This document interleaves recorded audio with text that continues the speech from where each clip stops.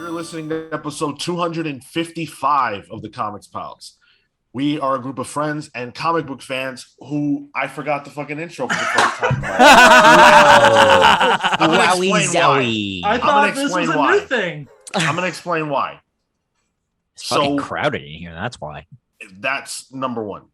Number two, we were doing something before the show started that was so funny to me that it just took over my mind. I lost it. It's like the old days when before we would start, Pete would kind of do the Super Smash Brothers narrator voice, and it would ruin the flow of the show right away. I forgot. That is true.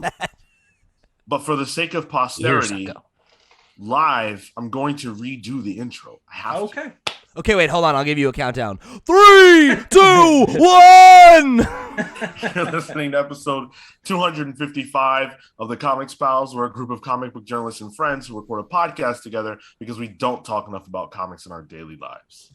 So I know this is usually when we start the show and kind of get into things, but I was wondering if we could take this opportunity to, if anyone needs a refreshment of some kind, now's a good time, I think, to get up and go get it. Oh, sure. Yeah. Ooh, actually, I could refill my coffee, I think. Yeah. Yeah. So the reason the asshole I needed walked away.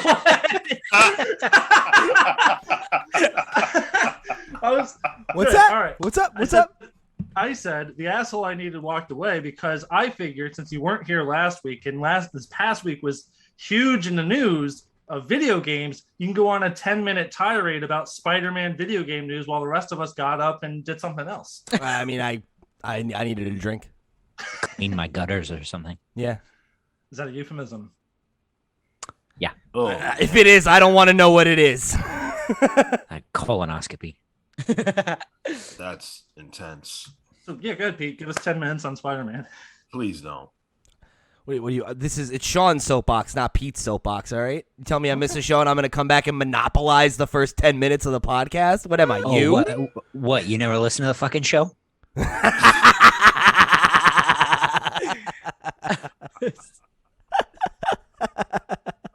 Solid burn. Spider-Man 2 looks dope. There you go. Well, we have a full house today, so that's a lot of fun. Everybody decided to show up, so that means we're going to have a banger of an episode. We've got a lot of things to talk about today. Marvel Unlimited got an infinite boost, and they got a lot of new comics coming out. The wars for the fans of Webtoons have officially begun between the big two. This 2005? Yes. I'm 15 again. I mean, think about it. The dream. Podcasts came back, right? Like webcomics had to have their day at some point. Yeah. There's an update to the Joe Bennett situation from last week. Shang-Chi is, it turns out, the most important movie of the entire year, or rather of the pandemic era. And DC's got some big plans for the Batster for his birthday. The Batster. Are we calling him the Batster now? Yes. Yeah, alongside the Jokester. That's right. It's our nemesis. Well, I watched the trailer for Injustice, and Joker called Batman Batsy, so I thought we were expanding the nicknames. Isn't that where the Fantastic Four live? The Batster building? Nice try. Son of a bitch. Of course, Kale gets busted up by that. Before we dive into all those things, I do want to let you guys know how you can support the show. Leave us a follow, a rating, and a review wherever it is that you're listening to us. If that happens to be YouTube, subscribe for free, like the video, share it with your friends, drop a comment. All those things are free to do, and they help us out a lot more than they cost you. I want to remind you guys that we have a Discord. I really think you'll have a blast if you come hang out with us. I do actually want to introduce someone with a particular title because I think it's really relevant to who they are. Marco, I figured out who you are in this podcast space. Oh, interesting. Yeah. Marco is the Jar Jar Binks Damn. of this podcast. Wow. Fuck. Wow. Now, everyone, Right? shut up for a second. Sean, go on. Expound. Sure. Yeah. Make your case. Of course. Mm. So Marco was created in a lab, which we all understand because he's a robot, right? Sure. Obviously. Yeah. In order to appeal to children. Look at the face, the glasses, all the things, the hair. But upon release, as it turns out, everyone hated him. Oh. Hmm. Okay. All right. Hmm. And you know what? Since Marco was created in the lab, we've descended into chaos as a society, not unlike the Star Wars universe when Jar Jar became like a step-in senator or whatever. The This true is true. villain, the true villain of the Galactic Empire. Yeah, and I do feel like if any one of us was going to just like accidentally collapse an entire democracy by trusting some scary Accidentally. bureaucrats, it would be Marco, That's a Easily. good point. right? Yeah, he'd be like, Easily. well, now's the time to replace the U.S. dollar with Bitcoin, and then just destroy the US economy. But if it were really me, it'd be Dogecoin. That's right. Great, cool. But here's also the thing that you guys are forgetting. And I have to say, it's the thing that leads me to believe, toward the more dark side. Marco, just like Jar Jar Binks, is the one who unfortunately would probably defend Joe Bennett. Yikes. Just, Misa didn't forget anything, dude.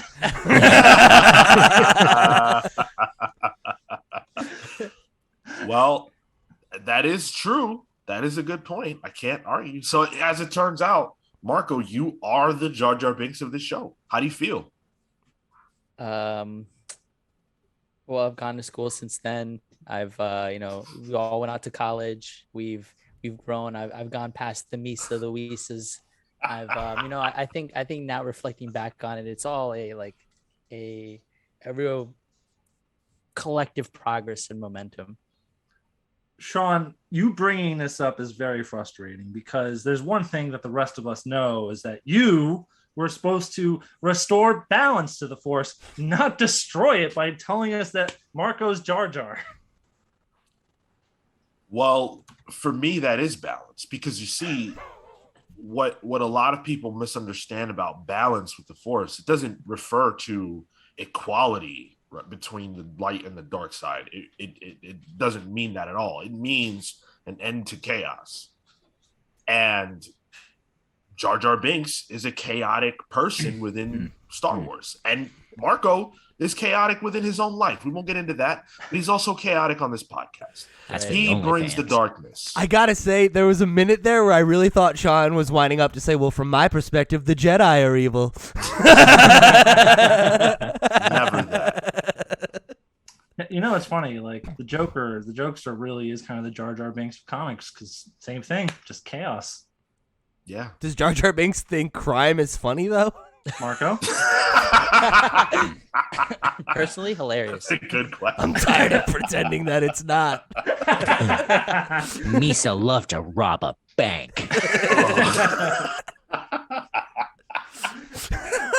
I don't want to get into this, but write in at the comicspals@gmail.com or however you want to connect with us. If you liked Jar Jar Binks when Phantom Menace came out, Like, So I as a wanna- child. as a child, did As you a like? child, do you? Still, huh? Nope. Still kicking that one around. Yeah, you so didn't know what you were going to say, did I you? didn't know what I was gonna say. Especially preempted with, "Do you as a child?" We've got other things to promote. I do want to make sure that you guys are tuning in for our reviews. Every Wednesday we're reviewing Image books, and every Thursday we're reviewing Marvel and DC stuff. This week's Wednesday reviews are going to be Time Before Time #5 and Primordial #1. That's the new Jeff Lemire. Yes, sir. Yep. Yes, Jeff Lemire. Lemire. And- Goodness. Andrea Sorrentino as well. Yeah, Dave that's a Stewart great on colors. Big team. one. That's the Hawkeye, not the Hawk. The Hawkeye team, right? Didn't they work on No. a Hawkeye run? No, Green Arrow. They were on Green Arrow That is together. true. They That didn't was do a the Hawkeye? new 52 No, Green Arrow, right? Lemire's Hawkeye was Paulo Rivera. Oh, okay. and I think someone else. Okay. Because his run they did a watercolor thing and then Yeah. a regular thing. Yeah. Oh, You're that's right. cool. So yeah, check those out. We're still reviewing What If. We watched What If. That's the show's been good. Come listen to our thoughts about zombies and evil Doctor Stranges and all the rest of it. Check that out every All in Thursday. all in uwu speak. Nah, dude, that was rough. That was rough. I was so glad to have Pete back. Just to, Because you know, Pete doesn't put up with shit like that. bring a little decorum back to the show, Marco. Balance, if you will. Yeah. It's all about We were that. brothers, Marco, brothers! Also, at the end of the month, the last Tuesday of it, in fact, we will be putting out our next book club. This month, we are talking about Rick Remender's Low. That is one of my favorite comics of all time by far. One of my favorite stories ever. And we did the book club. It was an honor and a pleasure to be able to do it. And I can't wait for you guys to be able to check it out. It's not a long story. It's 26 issues, I believe. Yeah. So not hard to really dive into. Greg Ticini's art is absolutely incredible. I really I can't recommend Low enough. I would vouch for it 100%. Like, just buy this book and come listen to us talk about it. That's a pretty high bar. Yeah. I would definitely say, like, start reading it now. Like, you'll absolutely finish it before the book club. I read it in a weekend because I couldn't put it down. Yeah, it's tremendous. And then also, real quick bump for Journey into Quistery. That's Tyler Olson's crafted game that we get to play every month, once a month on Sunday, the last Sunday of the month typically. We'll keep you guys updated. Tyler's getting married, so there's schedule stuff, but it's a lot of fun. We've got 2 episodes out so far. Those are on YouTube if you want to catch them. I don't think they're on VOD anymore on Twitch. The second one might still be there. I think we only have 2 weeks saved right now, but it's on YouTube. We'd rather you go watch it on YouTube anyway. Yeah, and when we stream, you'll know about it. It'll be up at twitch.tv/thecomicspals, so you can check that out. Go give us a follow so you know when we go live. Exactly. So we've got a lot to talk about today, as I mentioned, but for us recording today, it's actually 9/11. It's the 20th anniversary. In fact, anniversary is a weird word to use in this case, but it's the 20th anniversary of that day from 2001. Now, I don't want to bring the show down, but to me, I don't feel like we can let this pass without talking about it on some level. And so I'm not going to, get into a whole thing, but I do want to share real quick what that day was like for me and how it has affected me. On 9/11, like everyone else here, I went to school. I live in New York, if you're not aware. And so, I was going through my day like normal. I remember, I want to say it was during lunch. Someone came and told us, what was going on and that our parents would be coming for us soon.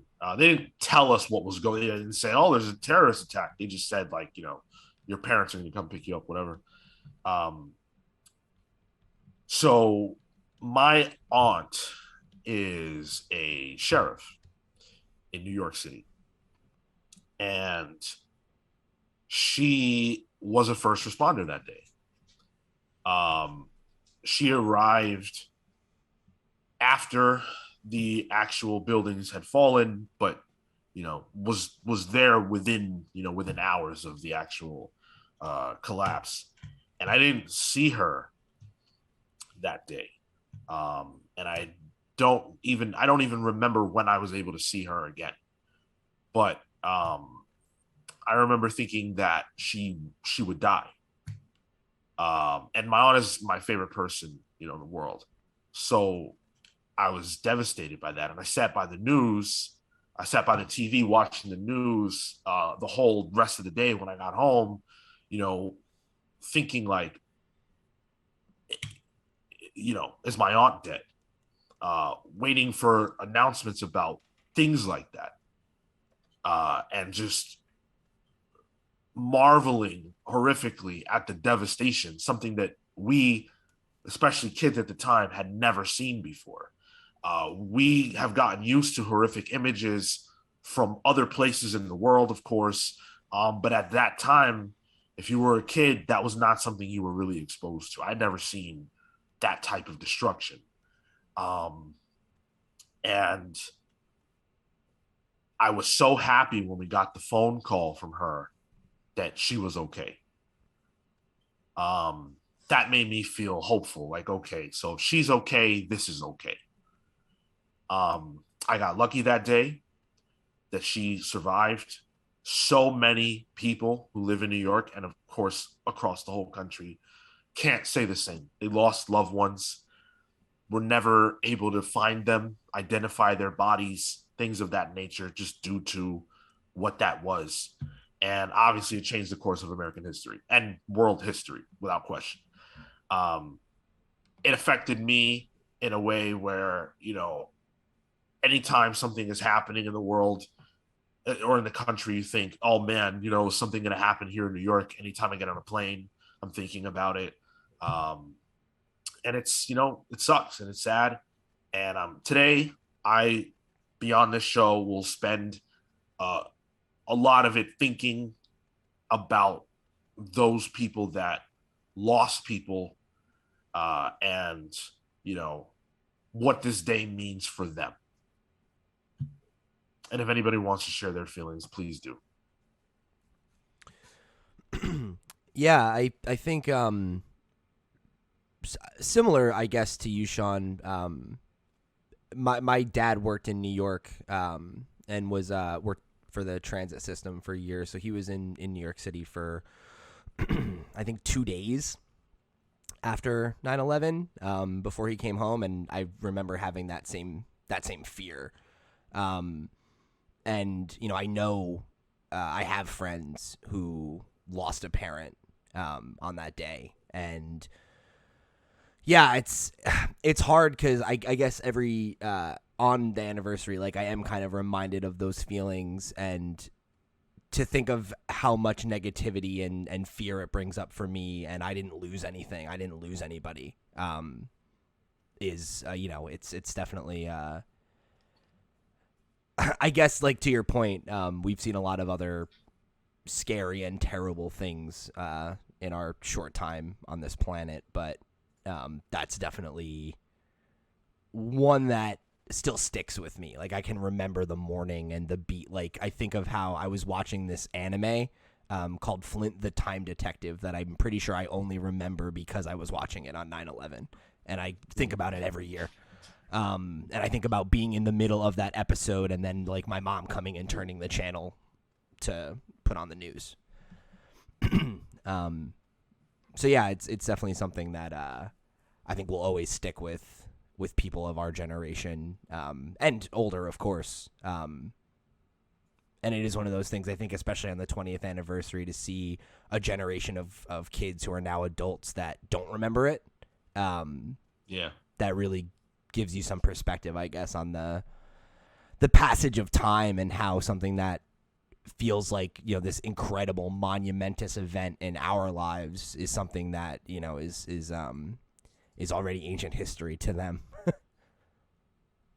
Yeah. I mean, it was a real watershed moment in the sense that, the world totally changed after that day.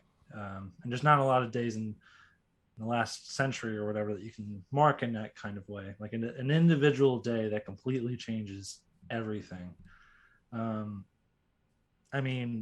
People that are older than we are, people who are in their 40s and 50s and 60s, I think that day, like, fundamentally changed their brains in a way that's just it's crazy. It really, like, we talk about a post 9/11 world, but really are living in it in a myriad of ways. It's just that visual of the two towers being hit over and over, just bombarded in the imagery of that for years. I think the thing that's truly special, though, that came out of that was the immediate aftermath. We talk about how divided everything is these days. That was a time when everything felt truly unified, at least in this part of the world. It really felt like there was a camaraderie between everyone. Everyone was a neighbor with one another. I kind of miss that.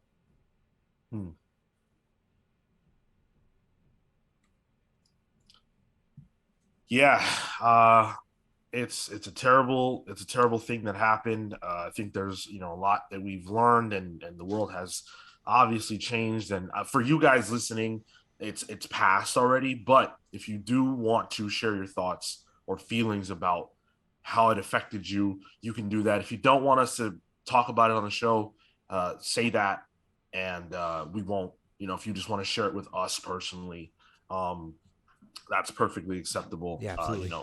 We're sharing how we feel with you, and it's reciprocal on this podcast. So if you want to do that, feel free. We are going to move forward, and I have a little bit of a fun way to do that. So I thought it would be fun if we talked about the box office numbers of some of the movies that are a part of the Infinity Saga. With Shang-Chi's big success, obviously, these movies are doing tremendous business still, even during a pandemic.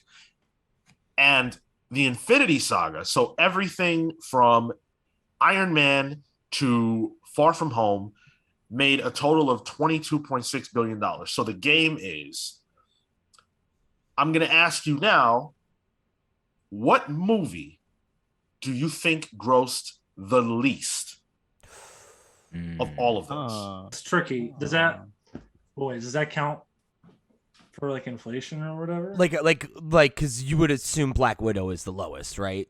Well, Black Widow's not in it. It's okay. Far From Home's I gotcha. No, Pete, go ahead and guess Black Widow. Sorry, and I don't know about inflation or whatever. Okay. I'm going to guess the Incredible Hulk.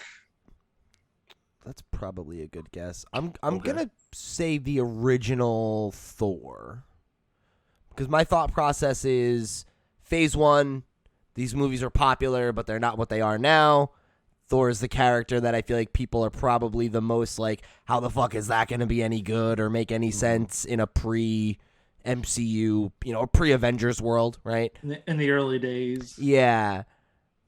So I'm going to guess that, because I feel like Hulk was the most famous character of any of them.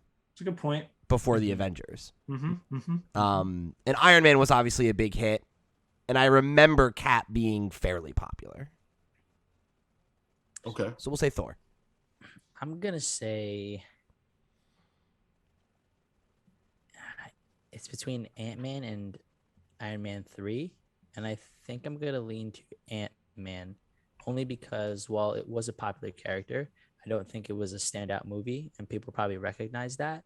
And it's not one that people might necessarily go back to and be like, oh, yeah, like, sure, this was fun. I'm going to go enjoy watching Ant-Man over something more popular.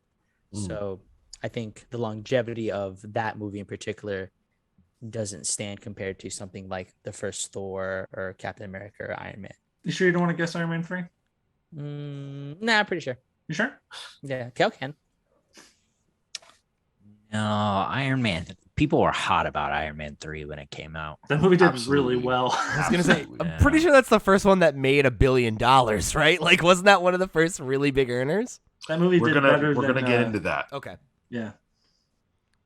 I've got a couple of questions on deck. What's your guess, Kel? I was going to say Ant-Man also.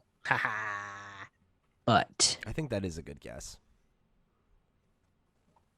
the least, because time is such a factor here too. Right. Definitely. Well, it is an Endgame, yeah. I get it. Yeah, nice. All right, come on, Kale. We got other questions. Let's go. Come on, Grandpa. All right. for the sake of it, just to entertain myself, I'm going to throw a curveball here, and I'm going to say Captain Marvel. Oh, Okay. That's fun. That's different. That's a guess. Okay, so the correct answer is actually the Incredible Hulk. Boom, baby, bitch. boom. Nice. How is that possible? That's so weird. Yeah. I'll tell you how. Ang Lee's Hulk. Mm-hmm. That's true. Mm-hmm. Absolutely. That's got to be it. Yeah, that movie is so fucking dog shit.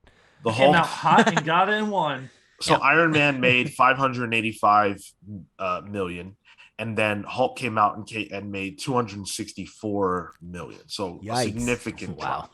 Yeah. wait, that's over from now until Far From Home, or that's just like the opening? Just what it made like at the box office. Yeah. And during the run, yeah. Okay. Yeah. Okay. So now, which movie made the most money? Endgame. Okay. Infinity War. Yeah, it's one of the two. Shit. I think it's Captain Marvel. It's that was a joke. got to be one of those two. I think it's Endgame. I think it's Infinity War. No one's gonna say Avengers 1. No. It wasn't It Avengers. used to be Avengers 1, but Yeah. Okay. Titanic. It is Endgame. Oh damn! 2-2. Yep. on the board, baby. You're killing it. Now, the question that you guys kind of teased, what was the first Marvel movie to make $1 billion? Avengers. Okay. Yeah, I'll say Avengers. Yeah, was it not? And maybe it could be Infinity War. No. Or definitely- it could be Iron Man 3. No, it wouldn't be. Never mind. I'm not trying to help you. Yeah, go ahead. Go ahead, Phil. First. I'm also gonna go with Avengers. Fuck. Wait. Maybe it's not Avengers. Shit. I'm not psyching myself out. I bet it's Iron Man 3, but I'm locking in Avengers. I'm going to say Iron Man 3. I'm also gonna say Iron Man 3. Okay, so it is actually Avengers. Fuck. What's funny though, Talk Just myself psych out myself of it. out, baby. so Avengers came out, did 1.5 billion. Iron Man 3 was next up and it did 1.2. There you go. Wow, man, I'm really good at this. So yeah, apparently so. Bill's cheating. Yeah, he has the same article open. I see it. I see it in his eyes. He keeps looking down. He's got the Wikipedia. Tony Starking over here. And which? Well, that's probably a really obvious. Yeah, we'll go with this. Which solo film made the most money? Solo film. So like just a single character. Yes, and for the sake of this, we are not counting Civil War because that's not a solo I film. was gonna Right. ask. All right, Iron Man 3.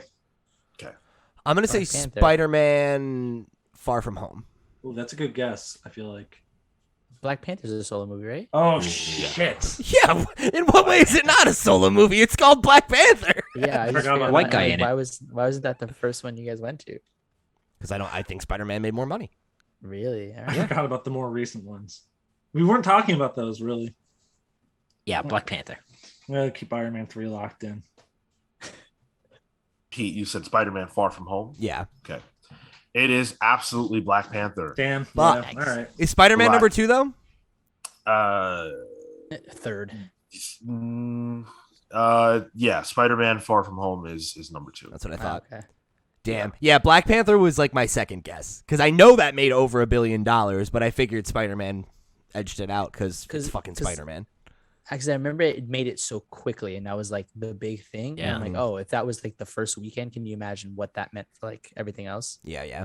Not the first It weekend, but It was actually a difference of like, I'm a little bit math dumb, but I think this is a difference of like, it's a difference of like a couple of $100 million. So it's really not a Yeah. wide gap. Yeah. Damn, that's fucking awesome. Shout out to Black Panther. Can you imagine if you told yourself in like 2008 when Iron Man came out that Black Panther would make over $1 billion? It's nuts. Like, yeah, And- good for Fred Hampton. just real quick, Captain Marvel actually broke the billion mark, made $1.12 billion. Yeah. Wow. Shit. I'm not surprised by that. At this point, you There know. you go, Brie Larson. So lest you think that these movies are going anywhere. The bubble, Sean. The bubble. The bubble. Oh, Boy, yeah? boy. How did Amazing Spider-Man 2 do? Wow. Gangbusters. Sony sucks. Amazing Spider-Man 3, aka Spider-Man 3 in the MCU, though. That's going to do pretty well, I think. No Marvel movie has, in the Infinity Saga, made less than $500 million after Avengers came out. Wow. Yeah. Yeah, That makes Holy sense. shit. Captain America did 370,000. Winter Soldier did 714,000. Damn. It's a major increase. You mean million? Yes. Yeah. Sorry. That would be very bad. if What it is- was I was like, Captain America made $3,000. What was? How did Thor do? What was the difference between Thor and Hulk? $2,000. Or one or two. One. 449 million. Oh, Pretty good. wow. It did better than Cap? It did better than, I mean, Chris Hemsworth, man. That's true. He is a fucking Well, smoke show. not even that at the Yeah, he time. wasn't Probably big. Natalie Portman. That's true. Yeah, He was a that's huge right, star. yes. Everybody loved Natalie Portman. Yeah. Love now. And then Thor the Dark World actually did 644 million. That makes sense. Wow. Nobody knew that it was bad until they had already bought their ticket. Yeah, I think 643 million were disappointed by spending that money. I'd be willing to bet too that a lot of people did what I did and saw that alongside like Winter Soldier, Mm. Yeah, that makes sense. because that was when the Alright. hype got real. For sure. That was fun. We've got a couple of listener comments to get into. So, Pete, why don't you take it away? All right, so this one comes from Kilgore Trout, who wrote in on last week's show about the Joe Bennett controversy, and Kilgore shared some of their thoughts on the situation. Said, after the last Joe Bennett episode, it was my opinion that he would be blacklisted from Marvel after Immortal Hulk was finished, as to not change the art style before Al got to finish his masterpiece. The body horror artwork was a huge part of Al's story, and it felt to me like removing Bennett before Al was done would have been punishing Al. Plus, if they had removed him from Immortal Hulk, it would have brought way more unwanted attention to Marvel. They definitely want to handle this without the ugly attention. When Matina stole Marvel property to produce for their main competitor, they didn't make any kind of statement on the issue, but his Marvel fate was sealed. He will never work for Marvel again. I figured Bennett would have been handled the same, or would have been handed the same fate. Just my personal opinion. If you look into his history of the things he sneaks into comics, it was pretty clear to me that the Immortal Hulk thing was completely intentional. It was pretty cut and dry. We obviously talked about this at length last week, so no need to belabor it for those of us who were here. And we're going to talk about this a little bit later. I don't know. Like the idea that it was intentional, like I just feel like we can't say that. Yeah. That's some wild speculation. Like now we can, I guess, but at the time I don't like. Now I'm comfortable with it, but at the time I there's just no way I couldn't say that. Yeah. And I clearly Marvel couldn't say it either, because they had no way to prove it, and they also missed. You know, they came out and said, "Hey, we missed it. You know, we didn't catch that." So.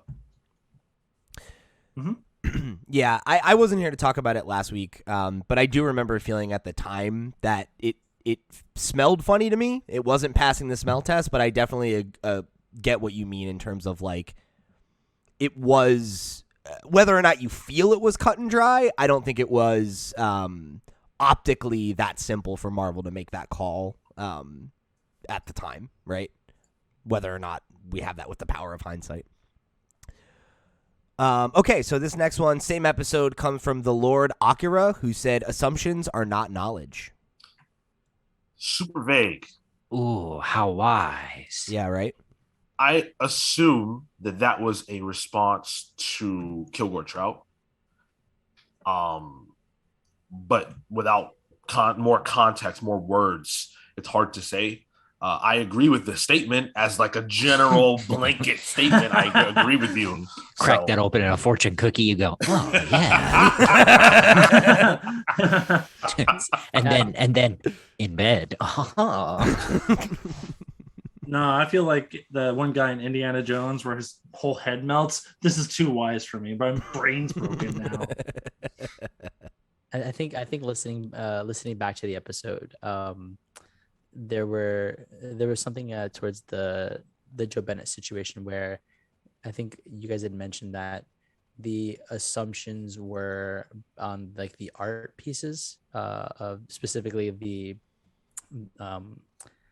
how he depicted Bolsonaro and like the political people, the small people up front. His political opponents. Yeah.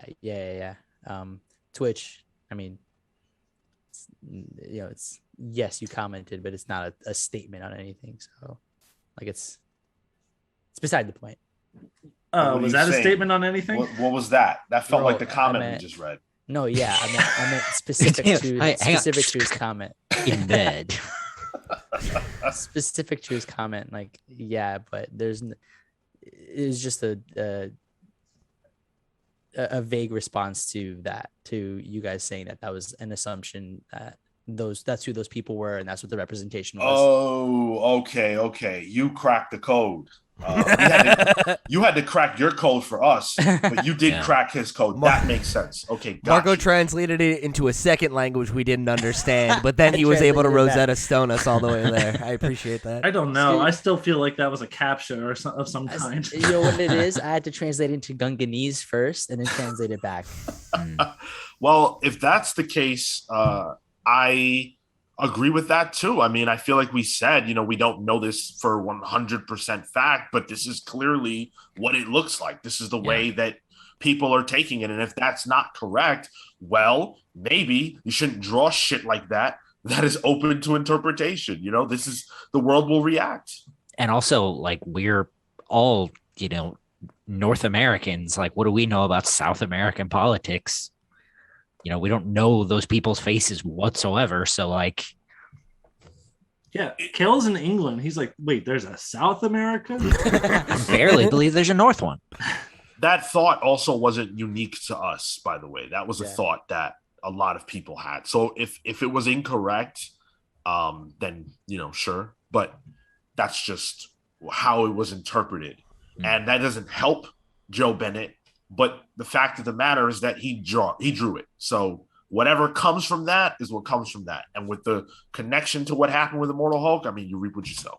Right. Yeah. And it's like, it's not anyone's job as a fan or commentator to help somebody out of a hole that they dug themselves.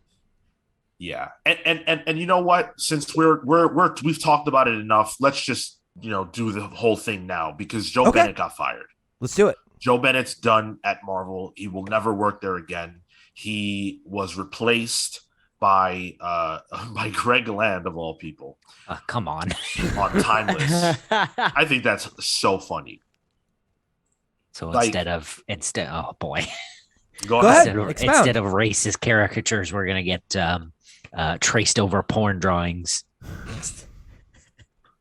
Thanos' O-face or whatever.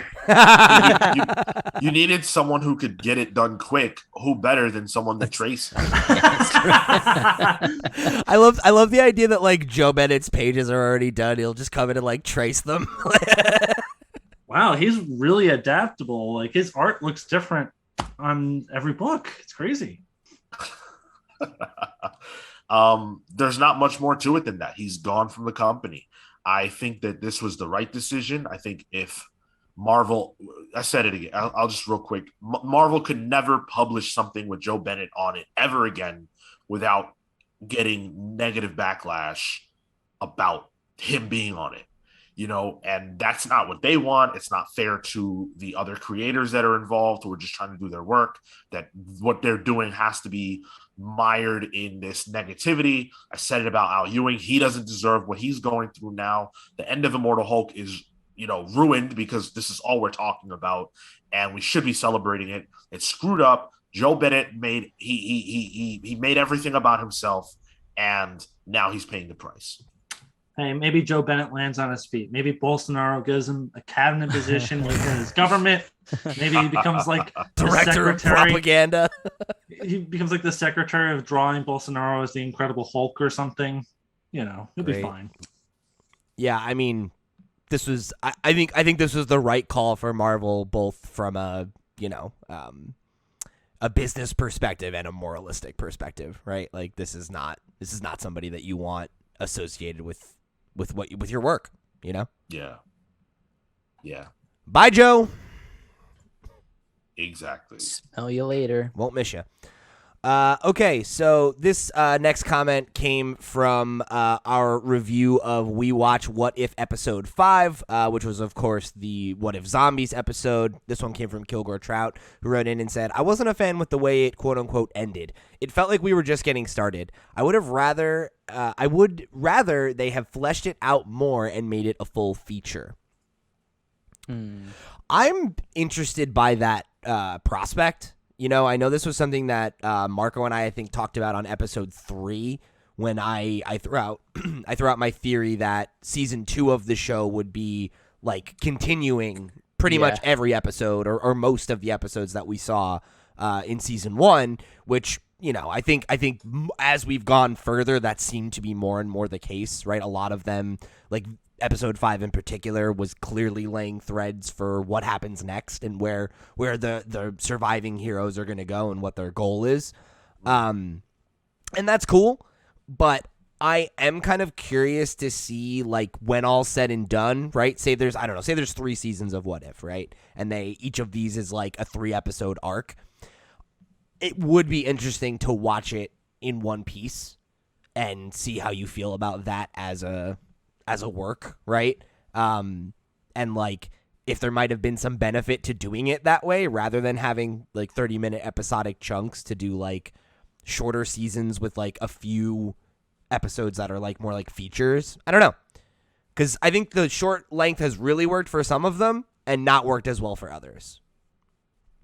I think that a feature length for this would have been fun, but I don't know that it would have helped to serve like anything bigger. And I think that's what If is doing. It's trying to contextualize the multiverse and the possibilities. And I think for that, it had a really good function of being able to say, oh, you know, there is a universe where everybody's a zombie, and you know, you get a flavor of it the same way we got a flavor of everything else.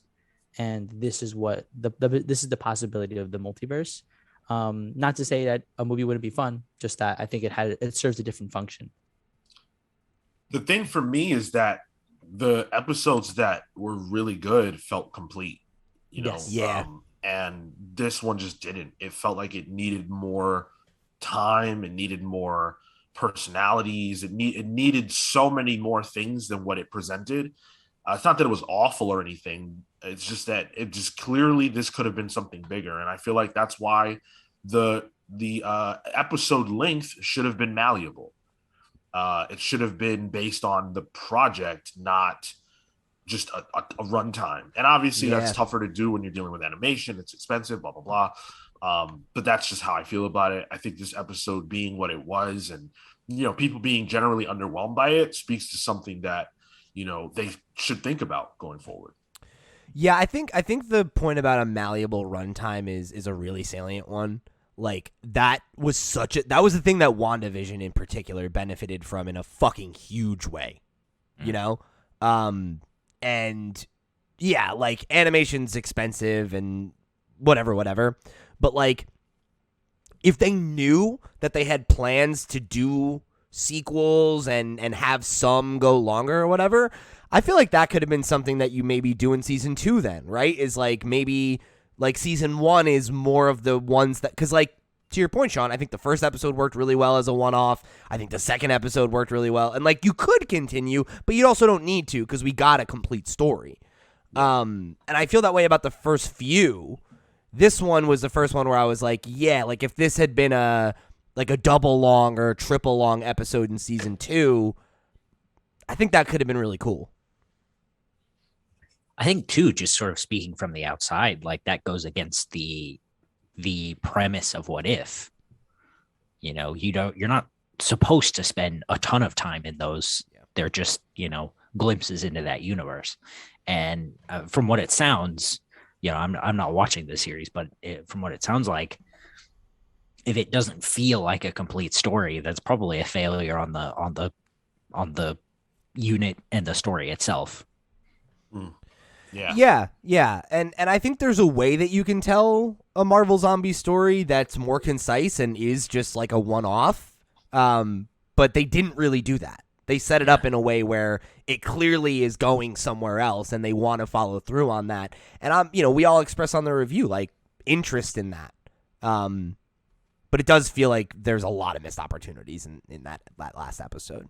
Yeah. All right. Thank you for writing in, Kilgore, and everyone else. We really appreciate it. You guys can keep that going by dropping us a comment wherever you're listening or writing in at thecomicspals@gmail.com. Let's jump into the Pals Pulls. So from Pete, we have Time Before Time number 5. Yeah, so like Sean said, this is one that we are reviewing this week over on the Image Review Show, so go check that out if you want to hear our full thoughts on it. But of course, we've really been enjoying this book, at least most of us, and I've not yet felt like I needed the book to move a lot faster, but it is now moving a lot faster, and I'm appreciating that.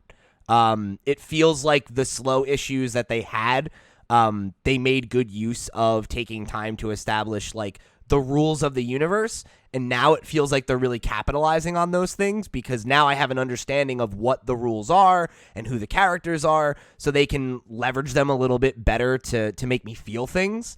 And that's something that I really, really appreciated about this issue. Spoiler alert, I already read it. So, yeah, go check out our review. Awesome. So next up, we have Marco with Rorschach number 12. Let's fucking go, baby. Sean, have you been keeping up with this thing? I'm a couple of issues behind, but I've been loving it. Okay. I'm on. I need to read issue 11, so that I'm ready for this. I've been waiting so I can read them back to back, because it's been getting wild, and I'm very excited for this conclusion. I'm excited that for a Tom King book, it's been so concise and the mystery has been engaging up until this like last issue, and I like that we've been revealed. A lot's been revealed, so much so that this ultimate issue is going to like tie everything together. And I think it's going to be super neat. It's going to be done really well. I think he's been crushing it, and I'm very excited to see how this finishes. Just because it's been so strong leading up to it. Yeah, absolutely. I've been loving it as well. Can't wait to catch up. You also chose Eternals Thanos Rising number 1. So I've been enjoying the Eternals. It's the 6th issue reveals a few different things. One in particular related to Thanos being that he's been sort of manipulated into becoming an Eternal, and now he's presumably they're all being reset and resurrected, and this applies to Thanos now, and I'm looking forward to seeing where the story goes. Kieran Gillen's still on it. It's going to be with Dustin Weaver, so the art's going to change. Aww. But that said, we're still getting Assad Ribic covers, and ideally it won't be too drastic of a change. But yeah, very much enjoying it. Looking forward to what this now means for the rest of the Eternals and them moving forward. Okay, maybe I'll jump back on the horse. Phil chose Primordial number 1. Another book we had to read this week from our Image reviews. This is Jeff Lemire, and art by Andrea Sorrentino and colors by Dave Stewart. This is kind of my wheelhouse. It's that space race period of 1950s and 1960s USA and Soviet Union. This book was cool as hell, as you'll hear in our review. Definitely worth reading. It's Jeff Lemire, the height of his powers, and just alternates between this kind of alternate history of the US and monkeys in space. Who could ask for more? Not me. I chose Batman 89 #2. I really, really loved the first one. I thought it was very rad. Sorry? Rad. Yeah. You weren't excited about it. That's true. You're absolutely right. I was wrong. The book Thanks. The book was the book was really cool, and I had a blast with it. So I'm excited for the next one. It's Sam Hamm who wrote the actual movies, and Joe Quinones. So super cool. Love the trajectory of that book. And then myself, Kale, and Pete all chose Trial of Magneto #2. This was a surprising tour de force from Leah Williams. Thank you, Leah Williams. I could not come up with that. I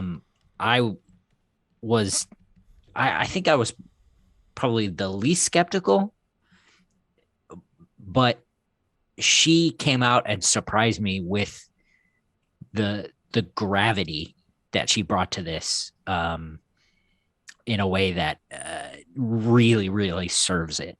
It feels like a procedural in like the perfect way, but it still has impact. Yeah. In a way that I wasn't entirely confident that she'd be able to pull off, given her previous titles and stuff. But I really enjoyed the first issue, so I'm excited to see where this goes. Ditto. Floored me, blew me away. Let's get into the news. And let's talk about what's going on with Marvel Unlimited. So this was a crazy week. So this is my theory. I don't know if it's true, but I feel like every time there's a movie coming out, the comics industry kind of shuts up a little bit. They let the movie come out, it comes out, and then the week after that is always crazy. So Shang-Chi came out, did what it did. Now, crazy time.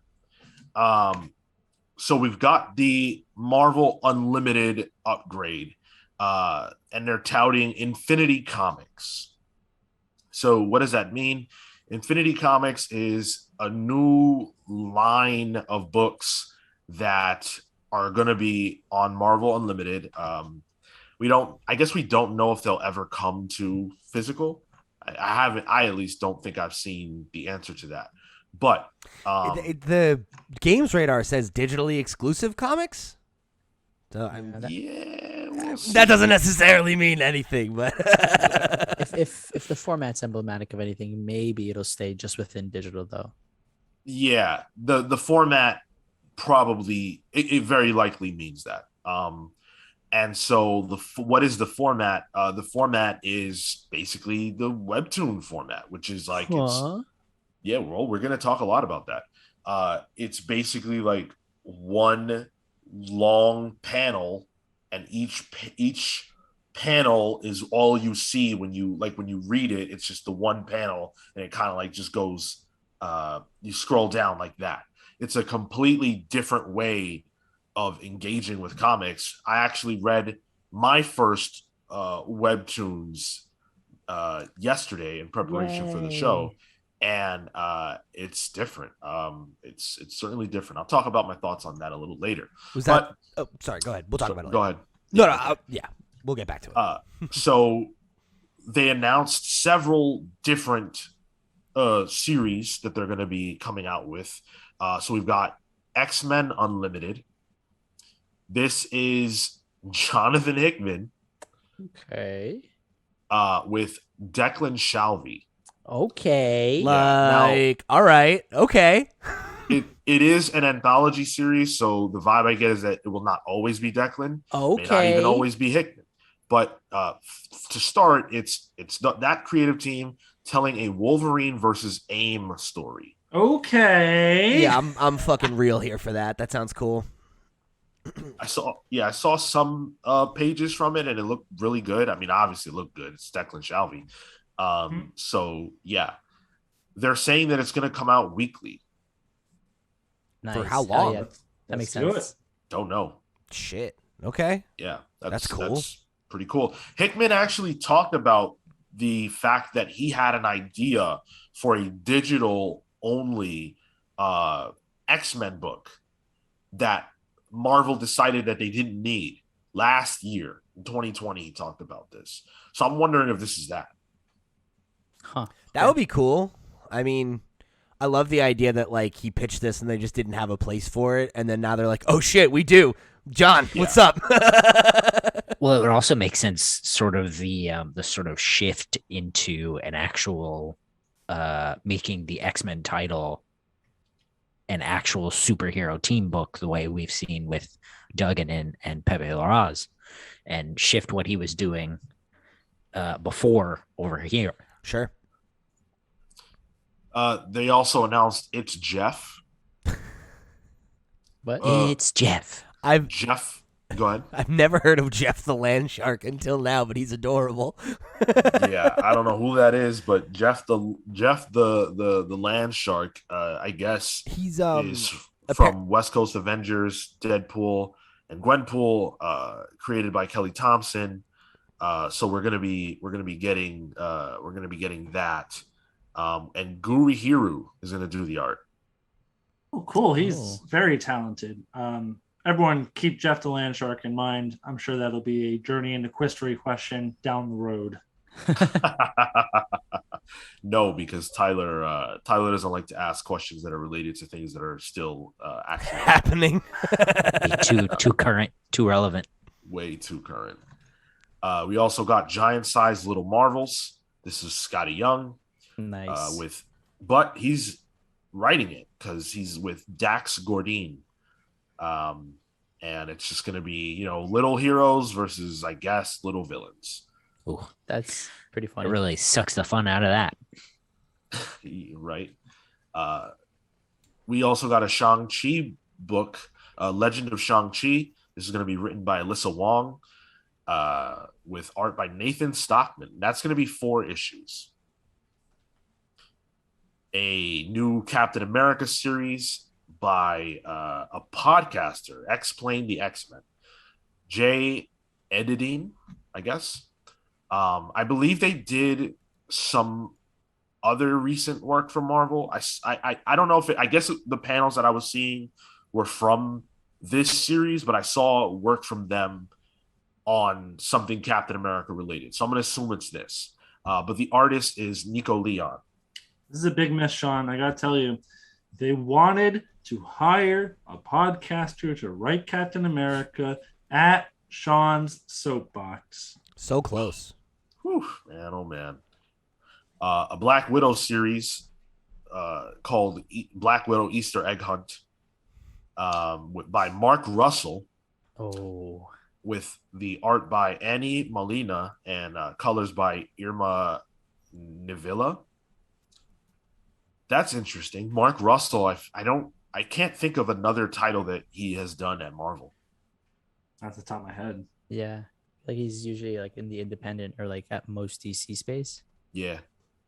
So that's cool.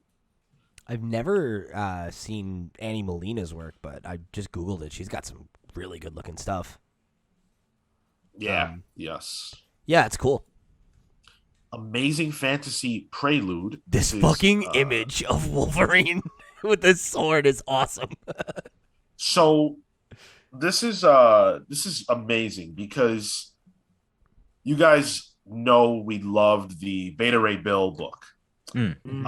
And that was by help me out. Daniel Warren Johnson. Yeah, okay. So when we talked about that, someone said that they felt like that style was something that I probably wouldn't like. And I said that I had seen it before. I'd seen something similar before. Well, Carr Andrews is who I was talking about. This guy did an Iron Fist run. He had an Iron Fist run.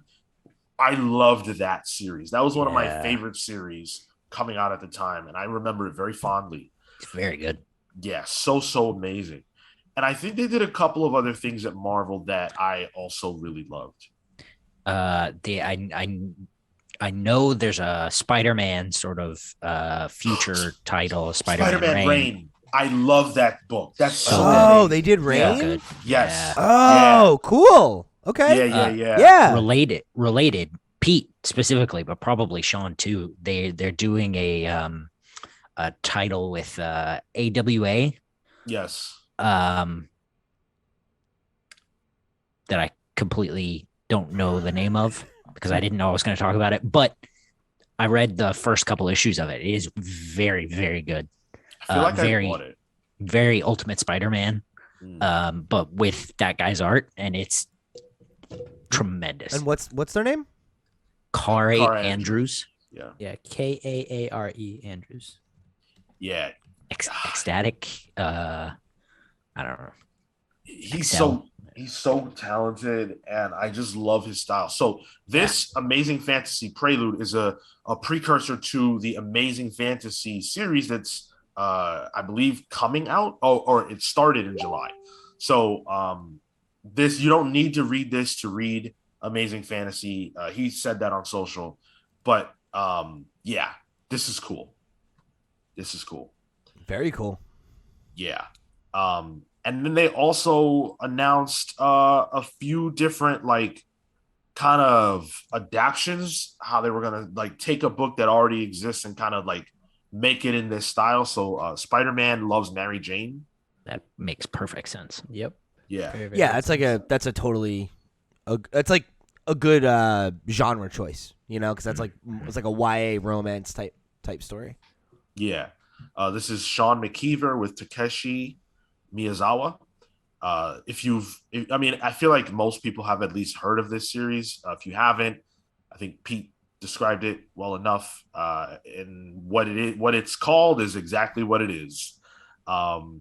So yeah, It's like beloved. I remember that being like a Yeah. huge book back in the day. No, of course. Yeah. Yep. And I think it's so smart by Marvel to use that in this way. I would love to see them do that with like what other books can make that jump and make sense in this format is going to be. I got you right now. Oh, okay, cool. Yeah, hit us. So they have primer series that they're using, which are basically like books that have already like existed. I'm pretty sure that are like, here's this character's big beats or whatever. I'm pretty sure this is what it is. Okay. So they got one for Amazing Spider-Man, Black Panther, Captain Marvel, Moon Knight, Moon Girl, Devil Dinosaur, Miss Marvel, Venom, and Spider-Gwen. And so they're taking those and basically making them for Infinity Comics so that when you get Marvel Unlimited, you have these series that you can jump right into and say, okay, cool, I got it on Miss Marvel, I got it on Moon Girl, in a cool format. That is brilliant. I mean, right, like that feels like such a smart idea. It speaks to, you know, the problem that I feel like we always come back to with specifically big two superhero comics, right? Where it's like you might fall in love with a character and then just feel like you don't know where to start and that it's like kind of impenetrable. So for this to already be an initiative to get new kinds of readers invested with what Marvel's doing and having them have an easy inroad, and then ideally when you're done it'll suggest some other books that you can go read now with your new knowledge. I love that. Great idea. Yes, but not everybody's happy. You don't Not say. everybody's happy. What? So does anyone here have Marvel Unlimited? No. I used to, but yeah, not in years. Okay, so the redesign part, because they redid the whole app, they like Okay. ripped up the foundation and laid down new everything. Apparently it ain't great. The foundation weren't great either. There you go. So what I'm reading is a collection of complaints that Bleeding Cool put together, but I saw a lot of this on social the day that Marvel Unlimited, the redesign, came out. Okay. So the new organized layout is great at pushing Marvel content that the app wants you to read, like the new Mar Vertical. That's the name that Rich Johnston came up for the style, whatever. Ooh. Oh, okay. I thought that was the official Marvel name. I was like, that's fucking For these bad. things, like these new series is Yeah. Okay. But that's not the official name. But not great at finding other comics you actually want to read. There's no browse function anymore. You can only search specific things. That's really What? bad. That's garbage. That's real bad. That's just a bad feature. Like, yeah. The popular creator section currently topped by Firm 15, quote unquote, which was an internal code for Jonathan Hickman on a couple of Marvel titles, but not anything else that's actually popular from Hickman. The second most popular creator is Howard Mackey. The third is Ron Wagner. Okay. People have had to spend the day so far in their Marvel Unlimited library re-deleting comics they had previously deleted months ago. Oh, that sucks. The marked red flag seems to have gone, so users can't tell what they've read and what they haven't. It's gone. Sucks. It's not just like reset. This is according to Rich, and these are the complaints that he. Okay. Fuck. That's awful. Yeah. It no longer displays content lists as grids anymore, but long scrollable lists with thumbnails, which are much harder to negotiate if you want to browse through the 545 issues of Uncanny X-Men. That sounds annoying. Whoa. This sounds as bad as the Bleeding Cool website. Not going to argue. The library being listed instead of a grid as well and organized by series instead of by issue makes more convoluted to navigate and harder when redeleting those issues. New releases list doesn't have everything released this week. Okay. There's no way to see a list for a previous week or month. Oh boy. Wow. And on and on. There's several complaints. That's crazy. It's just like a weird. Those are weird choices. Like you know what I mean? Like if this was a new app and it was missing all these things, it'd be like, yeah, fair play, right? Like it's brand new. Yeah. I'm sure they're going to add features over time. I'm sure that some of these features will be added over time, especially now that people are complaining. But to take your flagship digital experience and gut it and then redesign it and strip a bunch of core features, what is the fucking benefit of that? Like, even if you make the argument of like, oh, well, they're trying to drive you towards the stuff they want you to read, fine. But I don't even feel like that argument holds water. Because if you're a business, you want people to buy whatever they want to spend money on, right? Like, making it so that you can't browse comics is only going to make it harder to spend money, which is definitely not what they want, right? Like, there's no financial imperative for you to only read this new initiative stuff, right? Like, that's cool or whatever, but they shouldn't care about that. In theory, they should care about you spending the most money possible on comics. Right. So, Sean, are you saying that you don't want to be a digital first or digital only reader now? Why bother? Why bother even asking me that question? No, I don't. I was kind of shooting daggers at Marco while I said that to you. It's like, Marco, how does it feel? Sorry, I was subscribing. What? It's like Marco doesn't give a fuck. He reads on Comixology. Yeah. I just subscribed. I'm sorry, Phil. What were you saying? Did you actually just subscribe? Yeah, I just subscribed. God bless you, Marco. God bless you. Gotta support comics. Jar Jar Binks over here, folks. This is how I start the next Clone Wars.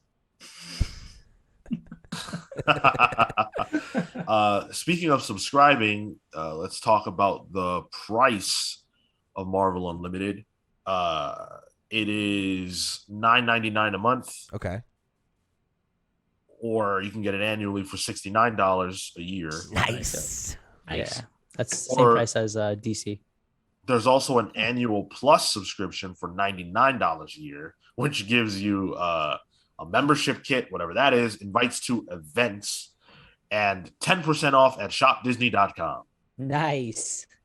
I use that every day. That's get my really mouse fixed. weird. That's a weird benefit. Where else are you gonna get your mouse ears, bro? You're gonna want that discount when they take over the world. And you're gonna be spending it on food. Yeah, Mickey Mouse shaped food. Yeah, I'm not saying that there's not value, I guess, but it's just weird. Oh, all of these issues are out. That was the other key piece. They're out. Oh, and these entire series have come out already? Well, all of the ones we have talked about, the number ones, they're out, and Marvel says they plan to release 100 comics, 100 issues. Yeah, and there's more series on the way. Okay. With other characters that they haven't all the way talked about, but Deadpool is going to be one of them, and a bunch of different characters Cool. are still coming. Yeah, so like it's Jeff is on issue 3 already, as is the giant size little Marvels, Captain America. All the primers are issue 1s, and then Spider-Man Loves Mary Jane is already on issue 4. Wow. Yeah. Holy shit. That's cool. Yeah. And I love that part of it, that you get it, you pick it up, they announced it, it's out, the books are there, you can just dive in. Yeah. That's nuts. That's smart. Yeah, it's really smart, and we're going to talk a lot about that strategy later on when we talk about what DC chose to do and who's winning this war, the war of webtoons. Because they're both clearly courting that market. You look at some of these books and you see that art style. It's really clear. I mean, Gurihiru is there for a reason. Even outside of the art style, like just to Kale's point, the genre piece. Yeah. Like whenever you sign on to Webtoons, it breaks it down by genre because people come for that specifically. Yeah. Right. Yeah. I think this is a definite thumbs up. The formatting issues and stuff, the user stuff aside, that can be rectified. If people complain, they're going to be like, okay, we got to go back and, add this, that, and the other thing. That happens. But the content appears to be aces. And that's what you need. That's the most important thing. I want to ask a question. We can table it until we get to the comparison. Do we think that maybe this got pushed out early in response to what DC's doing? Ruminate on that for a little bit. I like that question a lot. That's a great question, Pete. I'm going to think about that. Let's shift gears because we're going to get back to that. Let's shift gears and talk about Shang-Chi. So I'm laughing because I can't believe how successful this movie has been. It's absolutely incredible. So last week we talked about that Shang-Chi was on pace to break records at the box office, and it did that. And I think at the time we said that it would likely top out north of 70 million. I think we said somewhere in that space. Well, Labor Day weekend resolved, and Shang-Chi made $94.6 million that weekend. So wait, so the original estimate was over 70 and it did around yeah. Okay, wow, fuck. That's awesome. And then it went on to make 105.9 million domestically overall since its release and 50.6 million internationally for a total of $162.1 million. Nice. That's awesome. That's not bad at all. That's without Premier Access.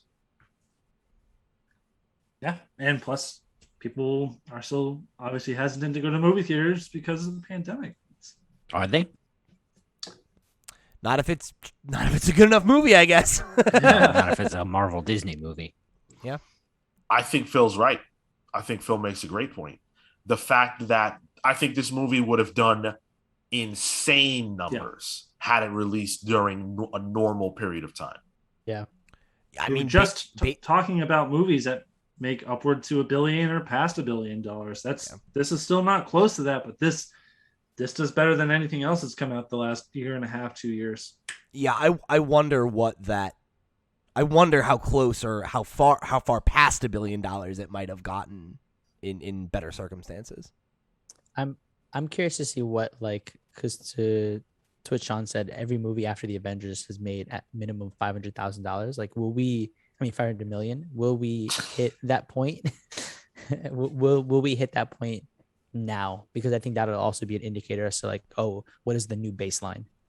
Man, now you're getting my brain going because this changed everything. I want to talk about what you just said, but I'm going to work my way over there.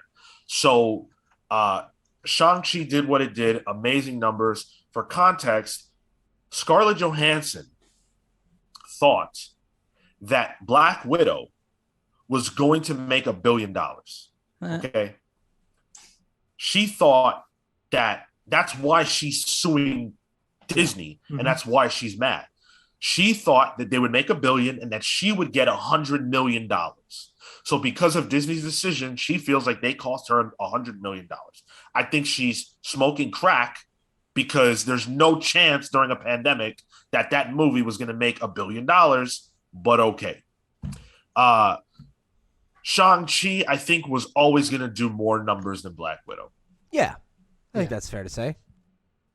So if she thought and Disney thought that that movie could make $1 billion, let's say they thought that before the pandemic, that's probably what, you know, that referred to specifically. Yeah. I think Shang-Chi does better than that somehow, some way. But the reason I say this changed the game and why Shang-Chi is the most important movie of the pandemic era is because now Disney is saying for the next 5 movies we're doing, no premiere access. That includes Eternals. No premiere access. 45-day theatrical exclusivity window for Eternals. And it's not just Disney.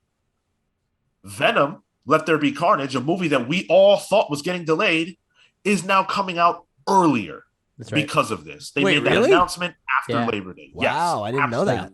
Like the next week or two? They bumped it forward 2 weeks. You fucking kidding me, bro? Nope. We just put out the book club. We could have switched them. Son of a bitch. Yep. Come on, Sony. Yep. Do me dirty Sony like this. is trying to sabotage the comics pals. Sounds like it. And again, there are other movies. I can't think of all the movies I saw that are doing this, but those are the ones that stuck out to me. That changes the game for Spider-Man as well. I said on this podcast, there was no chance in hell that Spider-Man 3 comes out this year. I was wrong. You think it's coming now? Shang-Chi is why. Absolutely. I don't know. Yeah. I mean, maybe you're right. If they had the same lofty goals for this movie. But yeah, I feel like Spider-Man makes so much fucking money. Like, listen, this is Shang-Chi, okay? This isn't even Star-Lord, right? sure. And it was the biggest movie of the pandemic. Yeah. So what would happen if a movie came out with a character that people are obsessed with? People I risked my life to see Shang-Chi. I didn't even want to see the movie like that. Okay, what do you think I'm going to do for Spider-Man or The Matrix? I'm going to go haywire. Sure. I'm going to see the movie more than once. Yeah, I mean, that's fair. So to answer Marco's question of will a movie make over $500,000 baseline, I think Spider-Man is a shoo-in. Probably, yeah. I mean, I think Shang-Chi could even make that much if it made this much already. It's not impossible. No, I mean, it's at, what we said was at 160 million already? Yeah, and you know what's crazy? You know what's crazy? You know what the wildest part about all of this is? It didn't release in China. That is crazy. With that context. And it's not going to happen. Yeah. Neither is Eternals. Wow. So both of those movies are going to underperform, but Yep. But they're going to underperform. But in context, what would they have done had they been released there? It would have been to potentially that baseline. Let's say, like let's say over time, the next 2 weeks we still get a residual 100 million. Imagine that in the Asian markets, that would have been the minimum 500,000. I mean 500 million. I keep saying that 500 million. That's wild to think that we're getting that much closer to pre-pandemic numbers. yeah, for sure. Obviously, everyone has to adjust their expectations, but the fact is that, you know, Shang-Chi has brought confidence back to the box office for these film studios, and that's what they needed. And, you know, granted, the pandemic isn't going away, but people want to get back to life. And, we're ready to have fun again. I think in a lot of cases, we'll see that it could be a rough winter, and maybe by December we pump the brakes. Yeah. But right now, things are looking up. I'm wondering if this will hold true for other studios. Because I think as much as it's like cool for everyone to play like armchair film critic and like shit on the MCU, people really love Marvel movies and they show up for them in ways they don't show up for other movies. I mean, James Bond. James is coming Bond at the end of October. Yeah. Like, what's that going to look like? I mean, I think it's going to be maybe the same, if not worse than Shang-Chi. Worse in the good way. People have been very excited about this James Bond movie because it's like been the pandemic postponed movie that people have been buzzing about. And I think even if there's a rough winter and people start to pump the brakes, I don't know that the companies will. I think I said this last week. I think they'll start pushing it. Yeah, I mean, you might be right because like we talked about this early in the pandemic era, I guess, that we're in now, of like at a certain point you need to just shit or get off the pot, right? Like they're still making movies. They're still paying people salaries and like just shelving these movies and sitting on them. They got to figure out a way to make a return at some point. The thing that not necessarily scares me, but I guess like the question I have with that in mind is like, at what point does that affect movies? Like, at what point does Marvel need to start spending less on these movies to continue to see the returns that they want to see? Things like that. I don't know. That's a large question. I think that we won't see that for any tentpole film. I don't. I think they'd rather push it back and not do it than do it worse. Yeah. Or spend more money on precautions, right, to make it happen. By the way, Shang-Chi was filmed for $150 million, which is on the low end. It's on the way low end. That's fucking cheap. And by the way, they got a $50 million tax credit from Australia. So it cost $100 million to make? Yep. So double that for marketing. They spent $200 on this sucker. That's it. Yep. Nice. Well, I think they spent like $100 million to pay a dragon to show up for this movie. They don't come cheap, No, they really don't. I mean, that's huge. That in and of itself is a big difference. If like they're spending less, but you're not noticing it in the quality, then I mean, hell. And my last major thought is this kind of in a way a redemption of, well, she's been in the right the whole time anyway, but like vindication for Scarlett Johansson, because this movie did not have premiere access. So people who wanted to see it had to go. They couldn't sit at home and just watch it on their computers or whatever. They had to go. So what happens if Black Widow does not have premiere access? That's her beef. And I mean, it definitely would have done better, right? Like, I mean, in the article that you referenced, it made $60 million in premiere access. Right. That's money right out of her fucking pocket. Yep.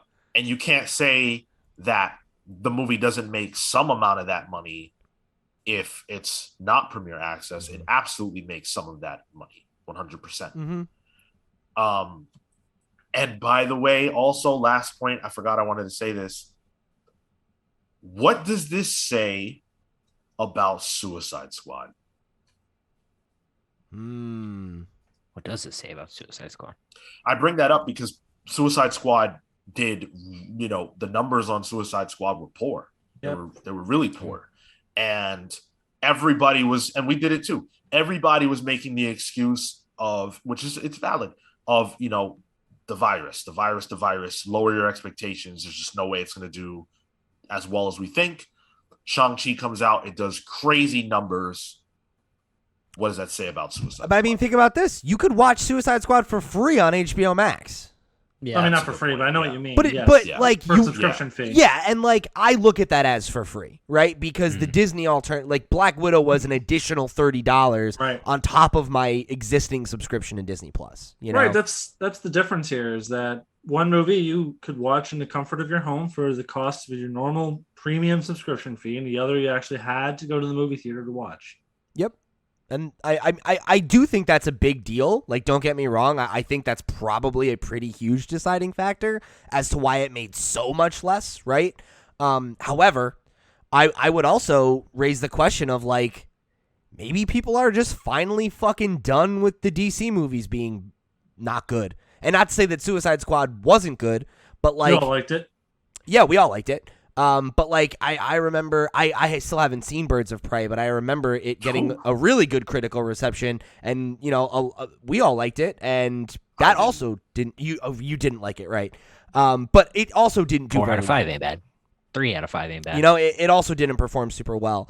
And I wonder if that's part of people having a bad taste in, like, you know, brought up the Hulk question earlier on, right? Are people at this point like, I'm good? Like, and Wonder Woman 2 was not very good, right? Like, I don't know. That Conversely- probably was like the taste in people's mouths was like, oh, Wonder Woman was supposed to be this big thing. Plus, it was a Yeah. sequel to a pretty good movie. Plus, it was gonna be during a pandemic era, and then now, Suicide Squad comes out. Man, I'm not interested. Wonder Woman was okay. Did people turn up for the Snyder Cut though?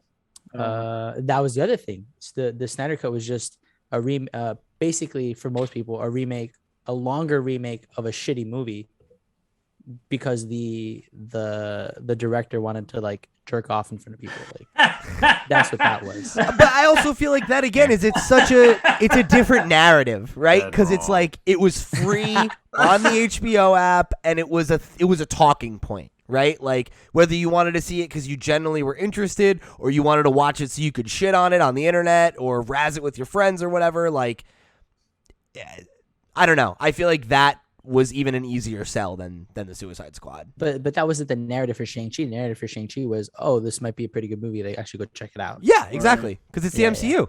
Right. You know, like, say what you will. People look at the MCU and, like, they associate it with quality. Well, what does that say about Black Widow though? Because Black Widow is the direct comparison to Suicide Squad. I mean, I guess the difference is that you would have to pay $30, but it's both in the sense that they're home releases primarily. Mm-hmm. And if But you're going off the logic of people want to turn out to see a Marvel movie because they're traditionally good, you wouldn't have Scarlett Johansson suing Disney over this if people came out to see it. But I think if But- it wasn't available on Disney Plus, more people would have probably. Yeah.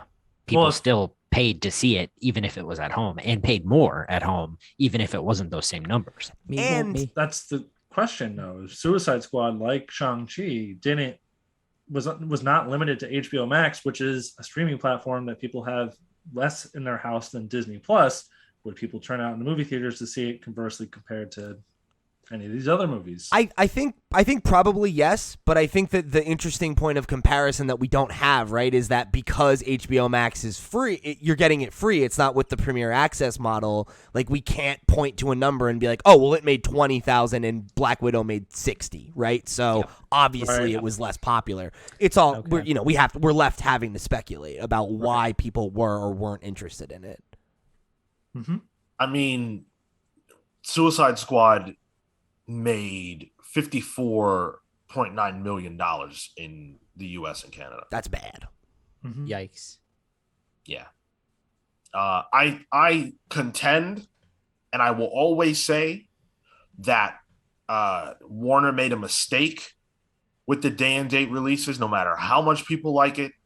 I've taken advantage of it. I think it was a mistake. I think they were short-sighted, and I think we're seeing it now. And if The Matrix comes out and people do not go see that, that's going to be a problem. Yeah, I gotta tell you, if a movie comes out on HBO Max, I'm gonna stay at home and watch it. Yeah. I'm not seeing The Matrix in theaters if it's on HBO Max. Ditto for, It I would will have sat be. home and watched Shang-Chi at home too if That's- that was on Disney Plus. I haven't seen it yet, and that's During- part of the reason why. During the pandemic, I don't really want to go to these places right now. I made the exception for Shang-Chi and it worked out. I went during the middle of the day. But any of these movies that come out on a streaming platform, that's what I'm going to do. Fair enough. We've got to move on, but I do want to leave us with the idea, the thought that Shang-Chi not only has done well in the box office, but it has the highest audience score for a Marvel movie of all time at 98%. Really? Wow. Holy shit. All time. Fuck. Yep. That's cool. It is Okay. the best reviewed Marvel movie ever. That's even more than the Incredible Hulk. I guess I got to go Even catch a more. matinee, huh? Even more than the Incredible Hulk. Sean was preparing for an answer. He was. Totally was. You hear that? Yeah, I was. Let's talk about Batman Day. Batman Day is September 18th, so just a week away.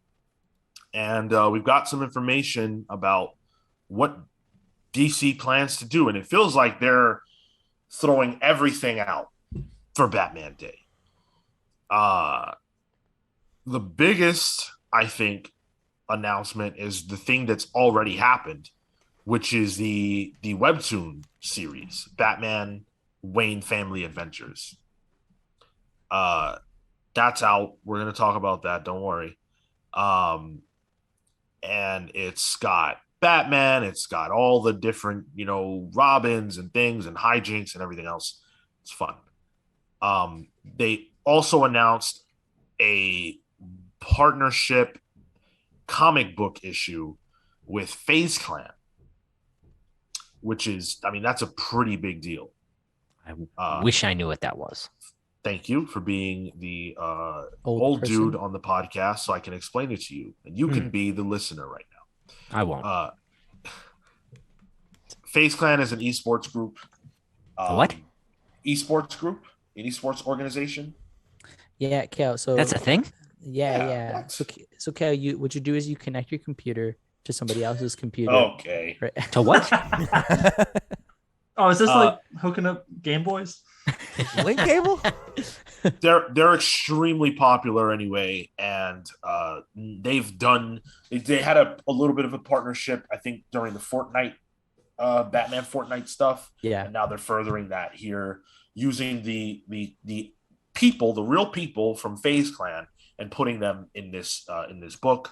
And the cover's pretty cool. It features the actual FaZe Clan members, but they've got powers and stuff like that, and Batman's on the cover. So that's cool. And then we're also getting a podcast called Batman the Audio Adventures with Jeffrey Wright as Batman. My man is Batman and Jim Gordon. What? Yeah, that's been in the works for a while, hasn't it? It has, yeah. But Yeah. it's finally coming out on the 18th. That's Sick. cool. It's on Yeah. HBO Max? It's on HBO Max. What? It's Yeah. interesting. Huh. We don't know how that's going to work. Interesting. The aesthetic's really cool, just off the cover. Yeah, Very, it looks a like lot Batman. like it has definitely like a vibe of kind of like the animated series and Yeah. Batman 89 a little bit. Like that like Well, retro future. They're saying it's going to be like a celebration or draw inspiration from Batman the animated series and the 60s Batman. Oh, cool. Wait, Yeah. Rosario Dawson is Catwoman? All right. Whoa. Yep. And John Leguizamo's the Riddler. What? Oh, that's right. Holy Yes, shit, that's that's right. awesome. Some Yeah. days you just can't get rid of a bomb. Damn. Shout out to And then- John Leguizamo. Seriously, he's got his own comic book coming out soon too. He has a few. He's done a few, right? Yeah. Well, there's one in particular that we talked about. Like, I feel like it was 2 years ago. I don't know. Oh, that's right. Yeah. I remember us trying to interview him. I Yeah. remember he was at a Comic-Con, and wasn't it like Sean? Wasn't it like someone in your family was a big fan of him or something? My aunt is a huge Okay. John Leguizamo fan. Yeah, that's what I I- thought. And I remember you were like, "Yo, if I can interview John Leguizamo, she will lose her shit." Didn't work out, sadly. One day. Sure. Batman the World is also coming out. That is the graphic novel that we talked about way back. And it's going to be like so there's 14 markets, and each one will have a story that will feature in the book. So each market will get their own story with their own creators telling their story for Batman. Oh, right. This around the world. Yeah, around the world. Mhm. Yep. So I have Japanese creators, Korean creators, et cetera, et Yes. cetera. Yeah. Yeah. Super cool. Can't wait to pick this up. Yeah. That's gonna be neat. Yeah, I think this is releasing on the app as well. Yeah, But DC no one Universe. cares about that. Well, I'm gonna get it for free. Wow. You're not getting it for free, Marco. You're getting it for your subscription price, okay? You're the reason why Suicide Squad did bad in the theater. Go to a Marco's movie rich. theater. Marco's rich. He finds a $100 bill on his couch cushion. He's like, "Oh, a napkin." What is this doing here? It should be in the trash. and there's a whole bunch of other stuff. DC Universe Infinite is going to have collections. Of course, all the movies are available on HBO Max, all the TV shows, blah, blah, blah. Lots of different Batman stuff. Cartoon Network is going to have Batman themed programming.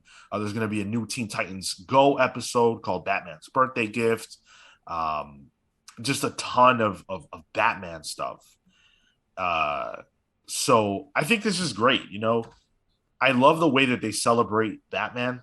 I think they should do this for other characters. I don't know if there's a Superman Day, but there ought to be, and there should be a Wonder Woman Day too.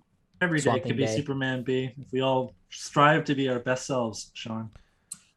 I'm partial to the Injustice version of Superman. Thank you. Jeez.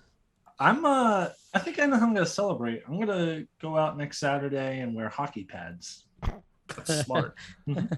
Fight crime too. See what happens. That's my Apparently there plan. is a Superman Day and it's June 12th, and I've never Okay. ever heard of that. Very I'm good. I gonna- don't remember. Superman doesn't make as much money as Batman does, so DC That's doesn't true. care about him. I'm gonna Superman fuck is around too and find modest. out. He's like, I don't need my own day, everybody. Don't worry about it.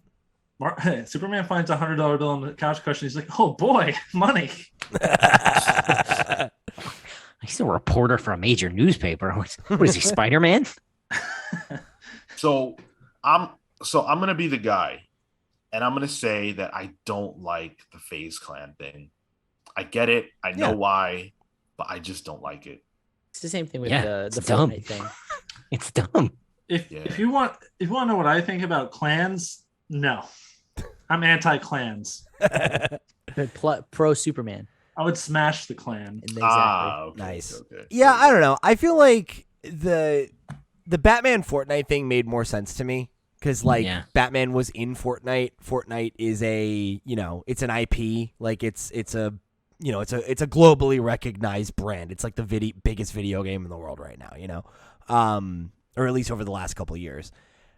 Whereas this, it's like I'm pretty tapped into the whole game sphere space, and it's like I don't know who the fuck FaZe Clan is. Like I don't like by name, but like I don't like I don't know. Like I'm not saying that this doesn't matter or that like it like I'm with you, Sean, in terms of like I get it. I get why this is a thing, but like this feels like a bridge too far for me.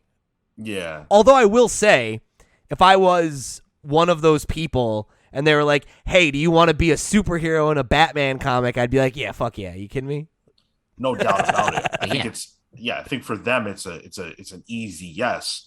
I just think that I don't know, and please don't ask me what I thought about Punisher and Eminem or whatever. Like I just Pretty similar reaction, probably. yeah. Like I don't think that real life people should intersect with these characters in a way of like they're helping them, they're Yeah. teaming up, or anything like that. Batman should not team up with FaZe Clan. They don't even have powers in real life. Come on, like at least in the Hellfire Gala, we had tons of celebrities, but they were just there. They just attended. Yeah. Celebrities can exist in that space, but they shouldn't be helping the hero. Robin, this is one riddle I can't solve on my own. We need to get athletes to solve this riddle for me. Oh my God, imagine. Or the Mystery Gang, because the only real crossover is Batman and Scooby Doo. I try to solve this on my own. It'll take a fortnight. God damn it. Fuck you. That was pretty good. That was pretty good. You know what, Marco? You brought up the Scooby-Doo Batman. I was obsessed with that when I was a kid. Those episodes. Oh yeah, Scooby-Doo movies. I loved that so much. The new comic's been good. Oh, Scooby-Doo Batman? Yeah. It's like on issue like 4 or 5 or something. Oh, wow. It was a mystery to Sean. I'm a mark for Scooby-Doo. A Marco for Scooby-Doo. There it is. Oh my God. Jesus What is Christ. here? We've been doing this for a long time, eh, gents? Or should I say, old chums? No. You shouldn't. No. But I think everything that we just talked about is, it's all cool, but the real announcement is the webtoon. We already talked about DC's webtoon collaboration. What is incredible is the fact that we already have it's already out. The Batman Wayne Family Adventures is out, and there's like what, six issues of it already. Yeah, if you get the Webtoon app, or if you have it, there are six issues of it out already. Didn't it like just drop? Like I feel like I got a notification for it like this week. It dropped Thursday. Cool. My brain just broke. Did you say Batman and the Wayans Brothers Adventure? No, Wayne. Oh boy. Where's that crossover? That's the crossover we were waiting for. Batman That and the crossover almost happened because he was almost Robin. Marlon Wayne was supposed to be Robin in Batman Forever. Oh right, yeah. In what would have been Tim Burton's third Batman movie. Yeah. So what a world. I know, it's amazing, right? It's the worst fucking timeline. No, I'm not gonna say that. Never mind. I want to. I'm gonna say it. Damn it! Say it. If it's bad, if it's bad, Marco can edit it out. Come on. Is your Texas about to come out? No, not this time. If we'd gotten the Wayans Robin, 9/11 might not have happened. Let's go, Buck. Wait, how does that prevent that? It's like it's that meme, right, where it's like it's a picture of like a utopian futuristic society. It's like if we had only gotten the third Batman movie. I'm not touching this with 1,000-yard stick. Please. Yeah, if you still feel bad about it, Mark can edit it out. But I think that's funny. That's funny. So, Batman Wayne Jesus Christ. Family Adventures has already, it started on Thursday, 421,000 subscribers. Yo. Wow. Yeah.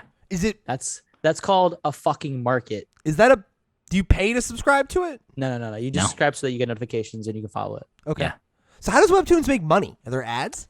If you want the episode early, you pay in coins, which is like the platform currency. Cool. Makes sense. So that's absolutely nuts. It's actually ridiculous how many people have subscribed for this series.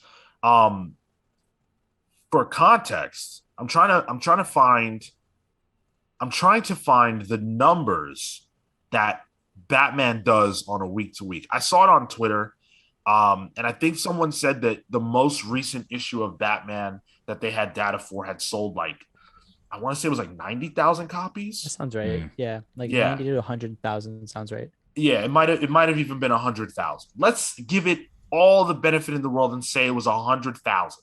Let's even say it was 150,000. Okay, forget the money, just the amount of people that have read the comic. Okay, that purchased it. 421,000 subscribers. That is more than that. I mean, that's triple. If you say it's 100,000, that's quadruple the exposure. Is that for Webtoons though? Does that even crack the top 5? No. But for Batman, Yeah, I mean that's Yeah, the for thing Batman, is yeah. like I guess to Kale's point, right? It speaks to the fact that like the potential of a Webtoon series is even higher than that, right? Like this isn't an outlier for Webtoons, but it's still huge for DC and for Batman to be in this space and have the community that's there respond to it in a They're positive fucking, way. they're fucking blessed, and they better fucking remember it. For And they're- context, yeah.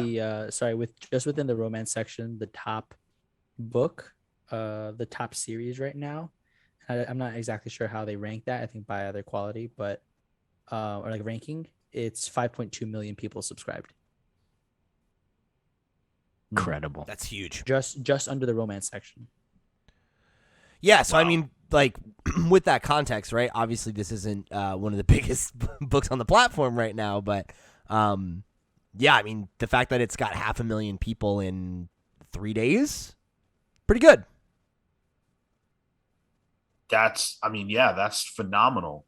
And by and large, the response to this has been huge in terms of people enjoying it. A lot of people saying this is what they've always been waiting for.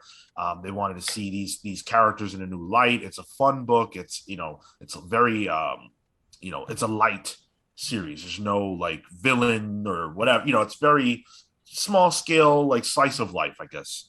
It's fair to say. This Cool. week, Batman does the laundry. I mean, Yeah, probably. the third issue is Babs and Commissioner Gordon getting lunch. Yeah. I like that. That's cool. Also, excuse Yeah. me, Phil, it would be his bat laundry. My bat laundry. There you Oh go. no. my whites have turned black. My outside wash is black. My Bundies. My Bundy. For all the subscribers though, the first episode only has 74,000 views. But you say only, but that's since Thursday. That's true. Yeah, in 3 days, that's still pretty high. And even still, that's 20,000 less than the most recent DC issue of Batman that came out. Like, that ain't nothing. Yeah. Now, I will say, what is the way that this translates into money for DC? Because like this is cool and everything, but me personally, I think I would rather sell 100,000 copies at $5 an issue than have 400,000 subscribers and make $0. I think on its face, yes. Like I get what you're saying, but I do think that this is kind of a similar play to what we've seen from, to pull some examples from other industries, right? Like with what, we were talking about HBO Max earlier, right? HBO Max saw, I think, an increase of like somewhere in the neighborhood of like 30 million users or something like that, like when they made that initial announcement, right? You look at something like Xbox Game Pass, right, which is something that Microsoft is taking a hit on now with the promise that it will be the future, right? Yeah. And I think that's what this is. It's that, yeah, like we would definitely rather sell you this comic for X amount of dollars or whatever.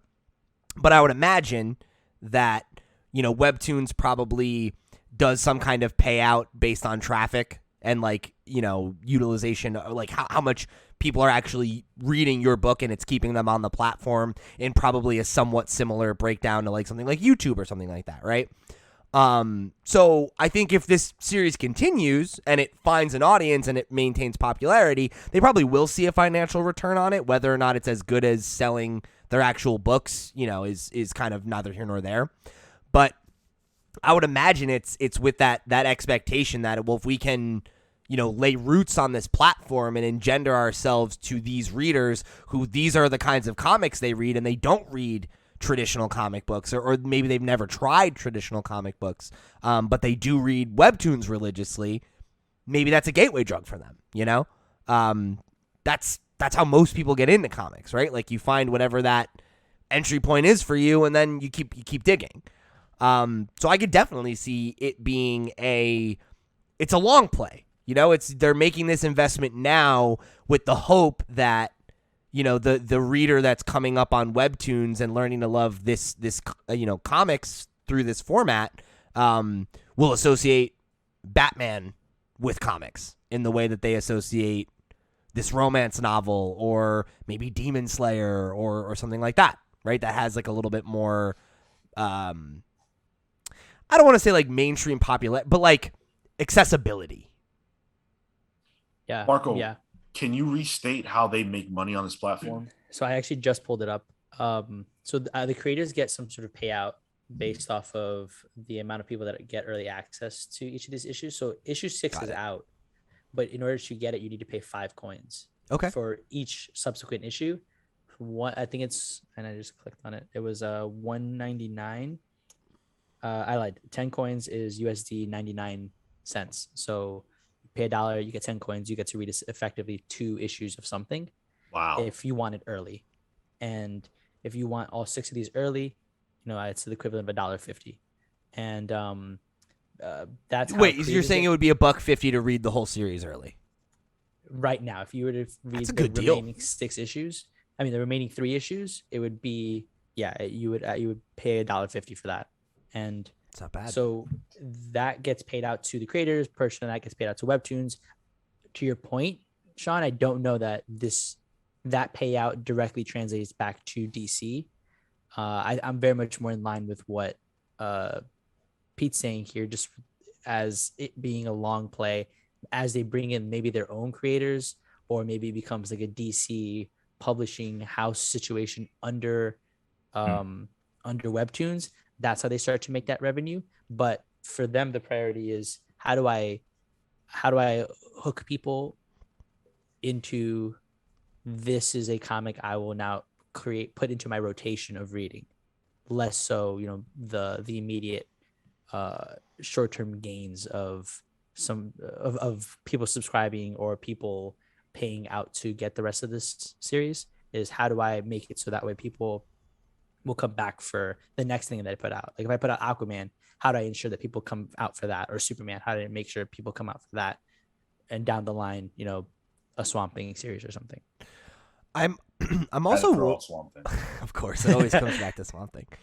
I'm also wondering like what the cost differential is in terms of producing these series. Like I would imagine it costs a lot less to make 6 issues of this than 6 issues of Batman, right? Not only because it's shorter, so there's just like literally less work to do, but like there's no overhead, right? Like you don't have to print them, you don't have to ship them to shops. It's just you put it up on the platform, right? So it's like whatever the cost is to make the actual script and art is probably editorial, all that stuff, right? Like you remove a lot of the process from putting it out. Your threshold for return is lower. It's quite a bit lower, you would imagine. If I recall correctly, and I could be wrong, I feel like DC's approach here was pretty hands-off. Like they had conversations with the creators to say, like, listen, this is what you can do, this is what you can't do, this is what Batman can be, can't be. And then that's it. I don't think that I don't even know that I don't know. I haven't seen anything about like if they're paying these creators. I think it's like they're working with Webtoon creators to put these out, and then the creators like reap whatever benefits come from that. Yeah, that's how you get paid out off the coins. So I'm assuming that's what that is now. That's why I don't know that there is a negotiation that is interesting to creators, to Webtoons, and to DC. My thought would be, and again, this is totally, I'm shooting from the hip, right? I would assume that DC would produce these like they produce any other book, where they would give them a rate, and now we own it, and then DC takes whatever profit it makes on Webtoon. That's what I would think would make more sense. But I don't know enough about the platform. That's just kind of what my gut thought was. I clicked into the creators. So CRC Payne is the writer, and apparently they're just a freelance writer. Mm-hmm. And this is her first webcomic series. And then the artist Starbite, aka Rhett Bloom, has been doing this for the past decade, but also independent and freelancer. So effectively, they're probably hiring them. Hey, create this story. You get paid out based off of the popularity of the IP. Yeah, I would imagine that there's like an agreed upon page rate or something like that. Yeah. Based on the volume of work. Because you would imagine, right, that if this was super successful and it started printing money, DC wants to control that, not have it go to the creator. Well, I don't know. I read it, and I want to share my thoughts about it before we essentially dive into the main topic. And then, of course, anyone can share their thoughts as well about it. I liked it. All right. Content wise, That's cool. Yeah. It was cute. You know, it was fun, and I think that things like this should exist in terms of the content. I think that there's no reason why you can't let these characters have fun in a consistent way. Like Spider-Man Loves Mary Jane, right? As an idea of what a slice of life or romance comic can be, featuring a superhero. I think that you can do that with most of these characters. I think, like, you know, there's no reason why we can't have a book like this that is published by DC and put out in physical every month. I think you could do it with Superman. I think you can do it with, you know, a lot of these characters. And I think that people want that. Yeah. And it's weird to me with the success of a Spider-Man Loves Mary Jane that logic hasn't been applied more for superhero comics. And you talk about manga and how they have their system where they have all different kinds of stories. When you have characters that are so malleable, like why is it that you can do, you know, Batman versus like Dracula, right? Or Batman with Scooby-Doo, but you can't do the Wayne family having a fun cookout, you know? In terms of the format, that I didn't like at all. What did you read it on? Your phone or something bigger? I read it on my computer. Oh, okay. I think it takes so much away from what comics are. I feel like it neuters the format because you can't. I shouldn't say this. Not you can't do, but there are a lot of things that are tougher to do, or frankly impossible to do this way. I think if you want to see something special with the format, someone actually like using it properly, using it to do different things, that was done in the X-Men Unlimited with Shalvey and Hickman. They did some cool things that you kind of can't do in a traditional comic. Did you check that out as well? I read quite a bit of it. I didn't read the whole thing. But this one, I actually really was like sad about it. I was like, man, this isn't, I don't want to say this isn't comics. Comics can be a lot of things, but I don't know. Just not the experience you're looking for. No, not at all. And it's sad to me that so many people will read this and they will not get what we get, you know, when we read comics. Yeah, the format really takes away from being able to jump into the next panel, the next thing. Yeah. You know, so much of the experience of comics is taking in the whole page and taking it in at a certain rate and to a degree where the artist takes you on the page. But this is panel. Yeah. It's one thing, you know, I would even put it more akin to like a one panel newspaper strip. Yeah. Yeah, and it's funny because that's kind of how I've always felt about webcomics. I don't really feel like there's analogous to traditional American comic books. Because I think it is just kind of an inherently different experience. Well, I think there's a difference between webcomics and webtoons. Okay. Like this is a webtoon. Sure. Yeah. Right. Webcomics are more traditional in like the way page they format. format. Yeah. I guess the reason I say that is because there are a number of webcomics that like I follow on Instagram, right? And they'll present things in that format. Like I think you read this as well, Kill, Little Char and the Gang by Yes. Nekoama. Tremendous. great. It's a really cute webcomic. It's about a Charmander, a Bulbasaur, and a Squirtle who are like best buds growing up. It's like a very like coming of age kind of comic. And that is presented in that format, right? It's each slide on Instagram is one panel of the book usually, with rare exception. And and I guess I've just kind of gotten used to that as a different flavor, of like it is a little bit like you don't read it the same way, and like it reminds me more of reading like Calvin and Hobbes or something like that, which is a strip that I love, and it was like one of the earliest comics that I really got into. But it is so inherently different, like it's not the same kind of experience for sure. Sorry. Even still though, the comic Pete is referencing again reads, similar to Calvin and Hobbes, which is, left to right. You swipe and get to the next panel. Yeah. In a newspaper strip fashion. Mm-hmm. This is a scroll vertical. The one panel takes up the whole thing. And, when I said newspaper strip, I'm thinking something like Family Circus, right? Like, and I don't mean that, in a bad way necessarily, just that it doesn't feel like the experience, the comics experience, I should say. I think this is a poor example of the way to use the format effectively. The first thing that I thought of, so friend of the show Ryan Katie came out with the webtoon I think in the last year or so with Morgan Beam called Wolfsbane.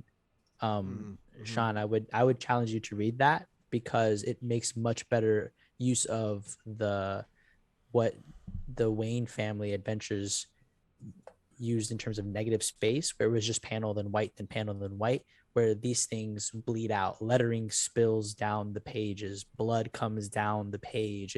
It becomes a much more effective communicator of moments, beats, and tension. And I think that this is a poor showing of that. It helps to translate that sequential nature that you mentioned of things lead into the next panel, where this leads all into the next moment that you're scrolling up to. Yeah, go ahead, Kel. Just quickly to add on to that, I when we were at the other place, I did a review of a webcomic called The Ocean is, I can't remember, The Ocean something, by a guy called, his screen name was Sutu Eats Flies, and his experience was very similar to how Marco is describing. It gives you a caption or a line or something to sort of follow to take you into the next moment, and it's just incredibly well done, and that felt like a good translation. Well, I'm not saying that I'm closed off. Yeah. But I am saying that I have a hard time with the idea that any series could provide an experience that's as and maybe this is just because it's what I'm used to, but that's as overall engrossing and spellbinding as what comics can do, traditional comics. I just don't think that the webtoon concept, because of the format, is capable of matching that. But obviously there's a ton of people who like this. I just don't know, for the sake of DC, and this is like getting into our main topic, that I don't know how people who don't read traditional comics and read webtoons will receive a traditional comic, because it's very different. Let me ask you this, Sean. You said you don't feel like you're closed off to it yet, but I know obviously like you came away with this with some mixed feelings. Yeah. Where are you at in terms of like, are you planning on continuing to follow that series and like try to give it more of a shot? Are you interested in reading something like Wolfsbane that like Marco feels like makes better use of the format? Like, are you at a point where you feel like you want to keep experimenting with this delivery system, or are you feeling like kind of cooled on it? Well, I think it's important for me, given what we do, to be up on this. Now that DC has entered the fray and Marvel has entered the fray in the webtoon format, you know, I have to I have to see this. So I will continue to read this, and I will read whatever the new, like, as long as it's free, because I won't spend money on a digital comic if I absolutely don't have to. I only ever do it if it's a book we got to read for the show.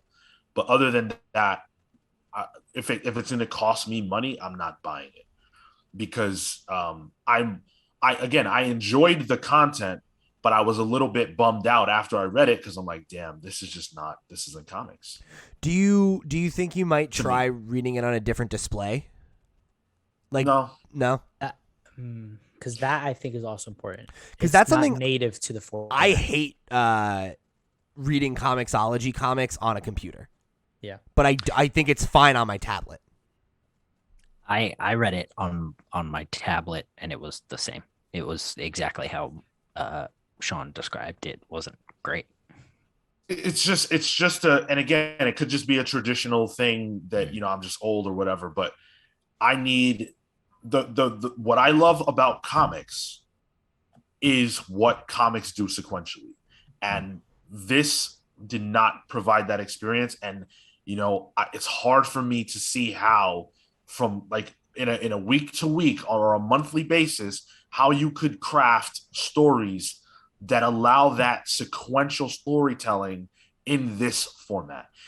Not being able to see the full page, not being able to take in, the totality of it, not being able to have double page splashes. So many things are missing from this that it doesn't feel right to me. And I don't think that there's anything that could change that.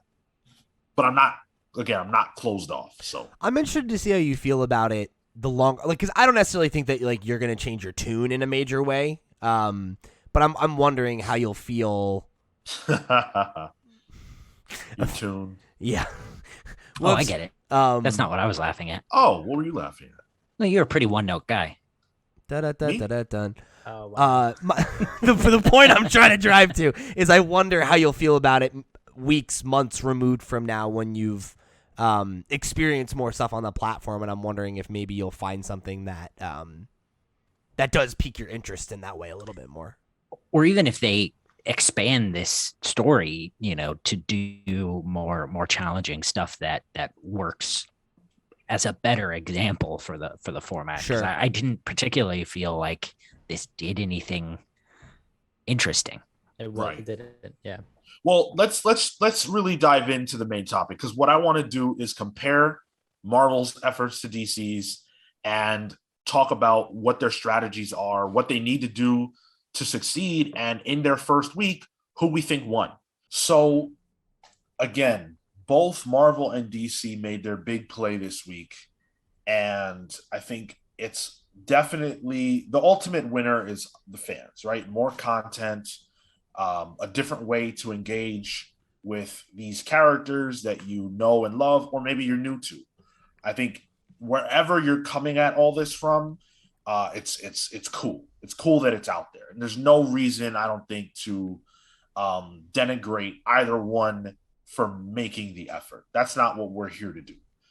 We're just here to talk about which approach we think is better for the company, better for the industry, and which one we like more, pretty much. So, Pete, I want to start with your question from earlier. You asked a really great question. Reiterate that. So, while we were talking about Marvel's release and how there were all these kinds of features that are seemingly missing in this relaunch, I laid out the question of, do we think that Marvel's plans were at all moved up based on what DC is doing? And how long was Marvel working on this before they knew that DC was coming to Webtoons? Anyone hot on that? I think because we have so much content out already, that were the plans moved up? I don't think so. Was the announcement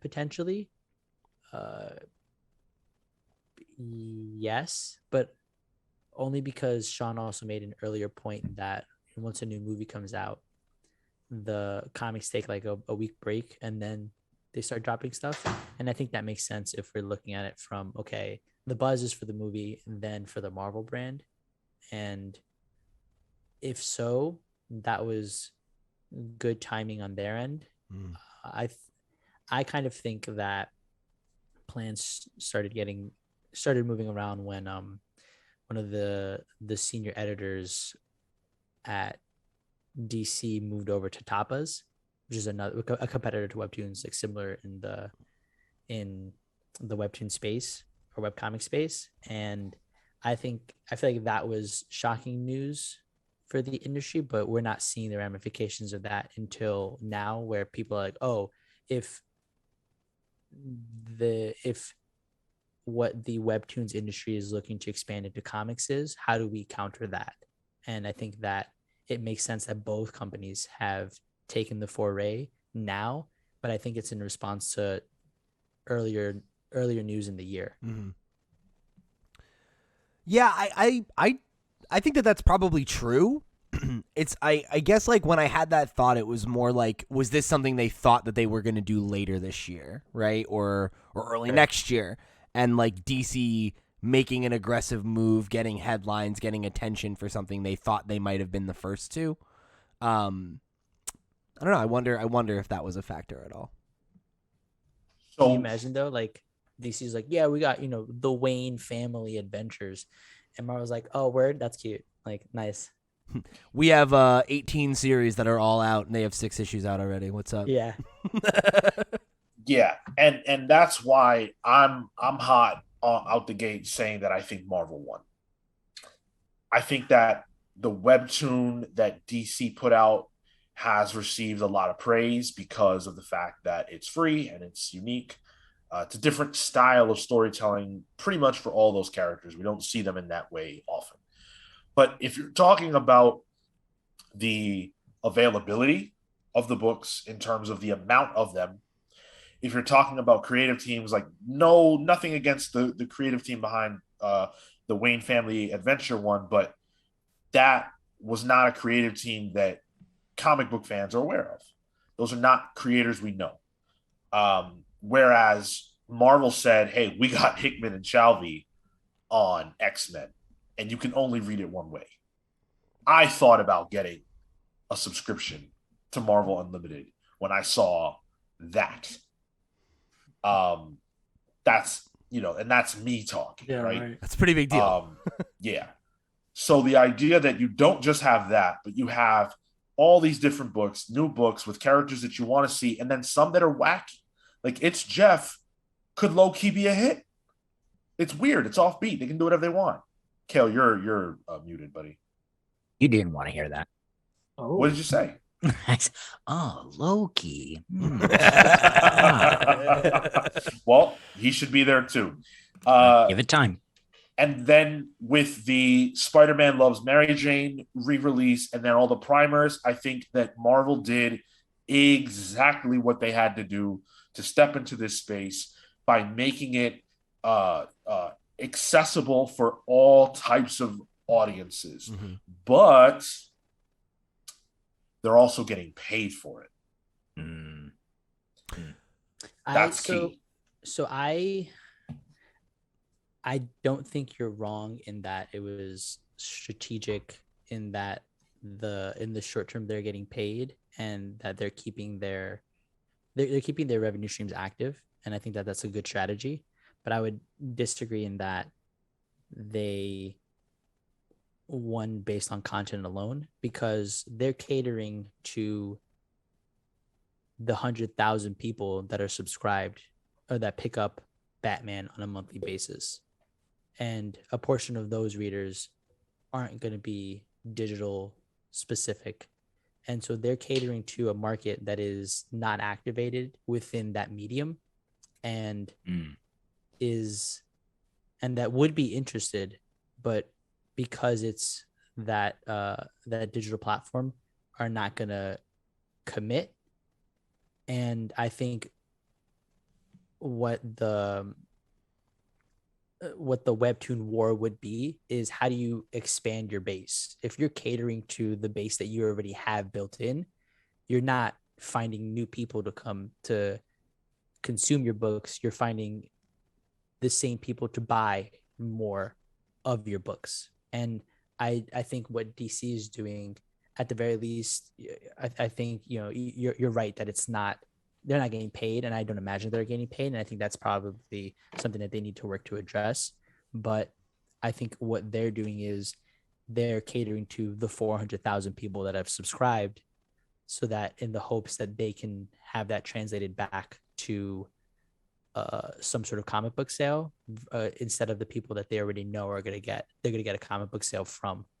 And I think that's, in my mind, more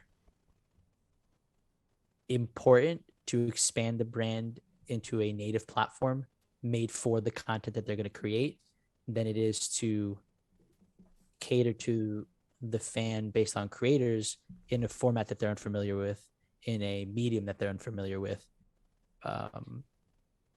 And in an app they just broke to include all this stuff. That looks okay, but sure. Yeah, I guess to that. Yeah. Yeah, go ahead, Phil. You don't see Marvel catering to FaZe Claw Nation like DC's doing. So. The FaZe Claw Nation. I laughed because I agreed with his point, but then I realized that wasn't their name. And the fact that I didn't know is funnier. You may end up being right in the long term, Marco, but we're talking about the initial opening salvo. I'm gonna agree with Marco and build on his point a little bit, because I think that the points that Sean made about like volume of content, like name recognition of creators, like, you know, variety of offerings, I think those are all salient points. But I do think I'd still give the win to DC, because I think that what they are doing is more forward thinking. Like, I think trying to capitalize and capture some of the Webtoons audience is a bolder and like, I think it's a bolder move, because I think the idea of Marvel wanting to make a play for this space and tying it into an app that already exists and a paywall, I think it does kind of speak to that problem that Marco identified of like, are you actually courting a new audience with this? Like, how many of the, you know, the webcomic, Webtoons type reader is going to go and spend $8 a month or, you know, $69 for the year or whatever for Marvel Unlimited, when they could be reading Webtoons for free or paying for the series that they want to pay for piecemeal, you know? Because that's what they're used to. That's already the app where they read comics, and maybe they don't give a shit about, like, you know, a new Shang-Chi story or about, you know, Gwenpool's pet shark dog, enough to go spend $8, whereas they might have checked that out on Webtoons for free and become a Marvel fan. Because, you know, I think just anecdotally, right? Like, look at the experience that Sean had with this, right? Marvel put out a lot of this really compelling content, one of which with, you know, the names of two creators that we really like, and you're like, I almost did it. I almost made that, and like, that's big that they almost got you to make that spend. But DC got you to download the app and read the comic. I didn't download the app. Oh, right, okay, right. You read it on your computer. Fair play.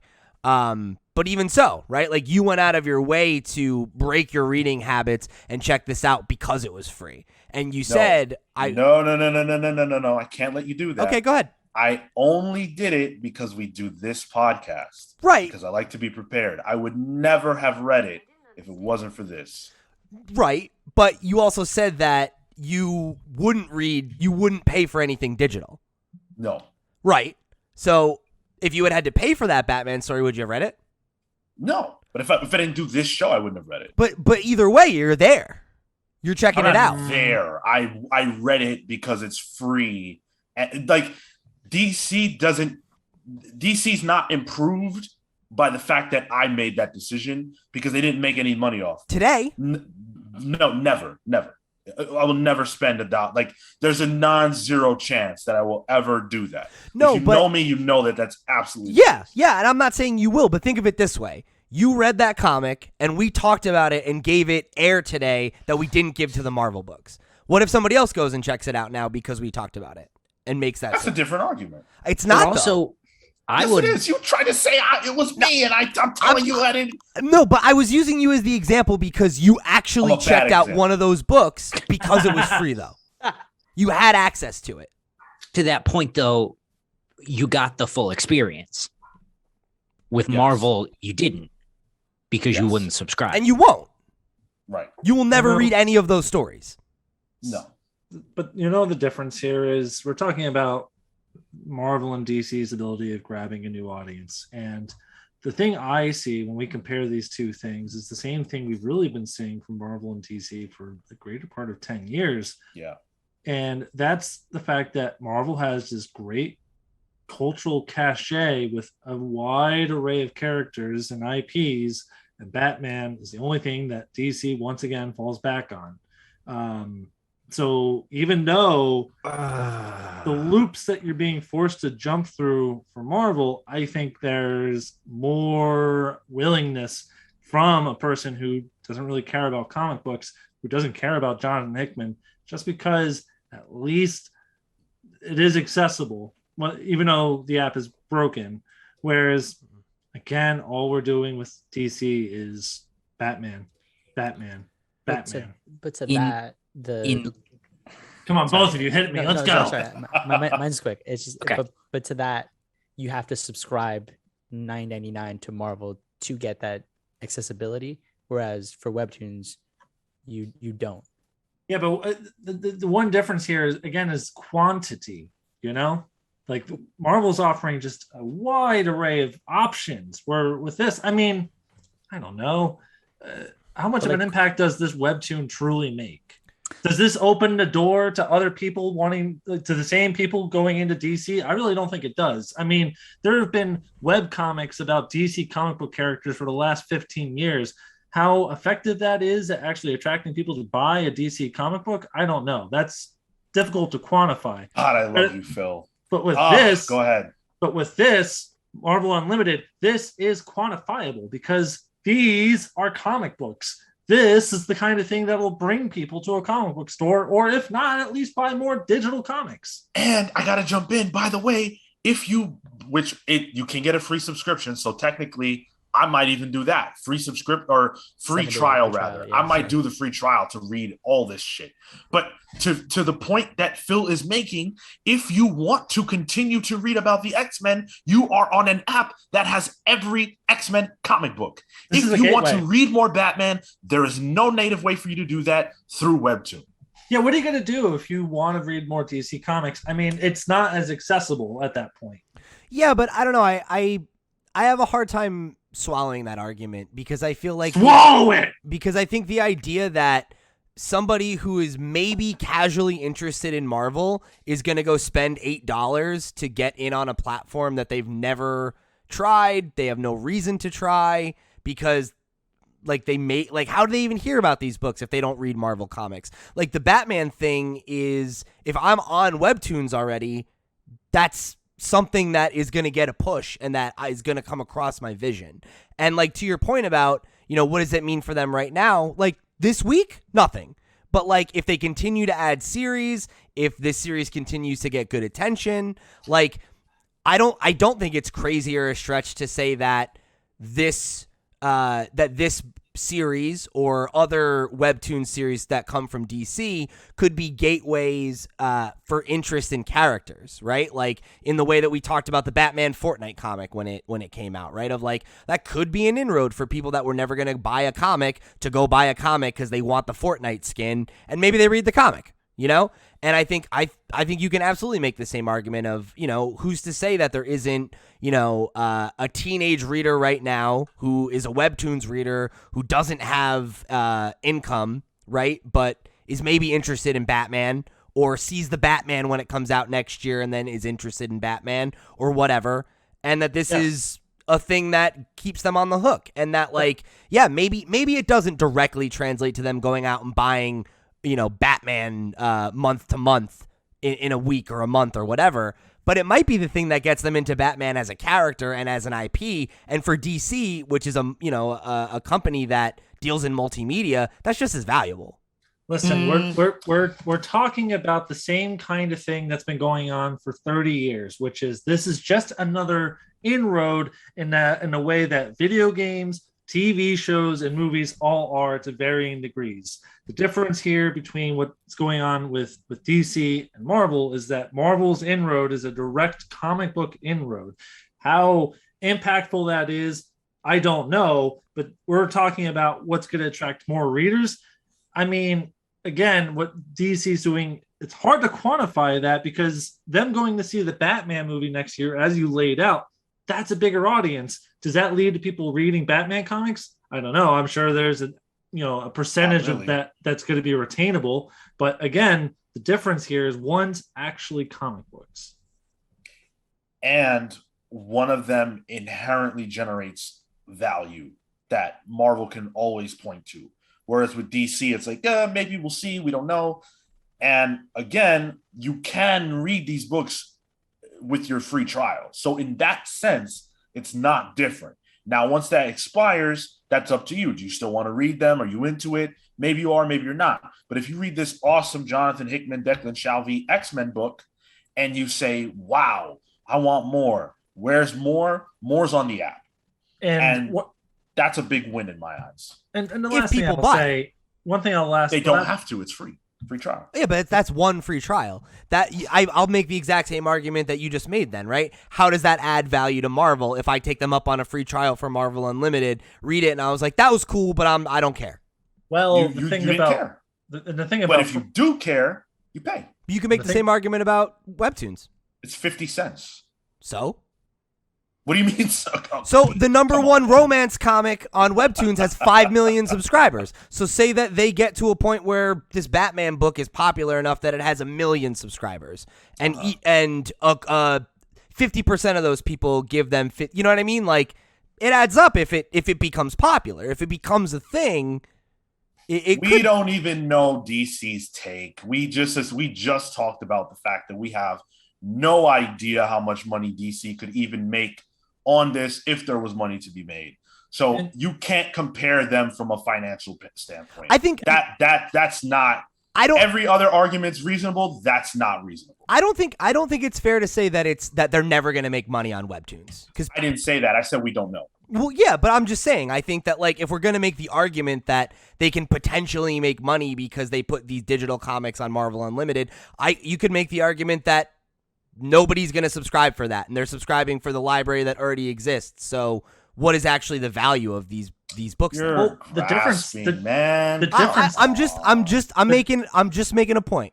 The difference here is that you're actually subscribing to Marvel Unlimited at that point, even if it is for just the library, and that's a quantifiable income. Regardless, 50 cents a month or whatever, it's an unknowable variable at this point because we don't know how much. We could speculate idly about any myriad of things here. The last point I want to make on this, at the very least, is fuck, I lost it because you guys kept going. You were right there, buddy. Yeah, you were right there. I was like, what was I going to say? I had a last point. Oh, I know. So with regard to actually growing an audience, everyone has a different inroad, right? I mean, for me, growing up, it was like watching these cartoons on Fox or on WB. That was my inroad.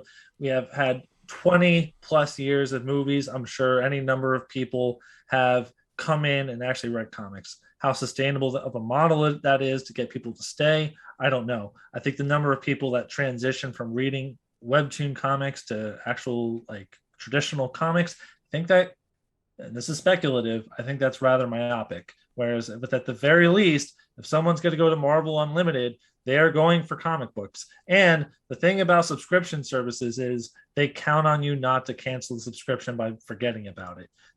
Obviously, that's the gym membership format of things. You go in, you get in there for that free month trial.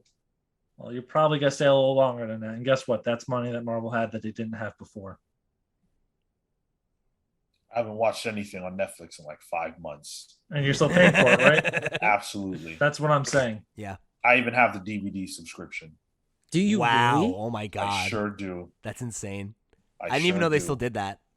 Oh yeah, it's really expensive too. It sucks.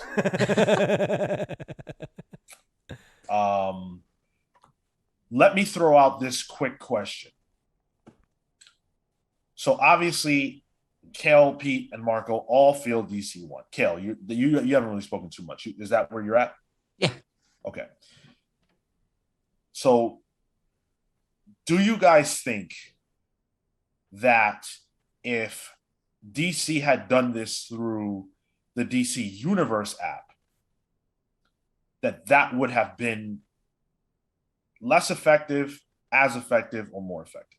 Less effective, and I think if they Way had less done that, I effective. would have said Marvel won. Yeah, I think The less fact- effective because The fact that app existed means Marvel won.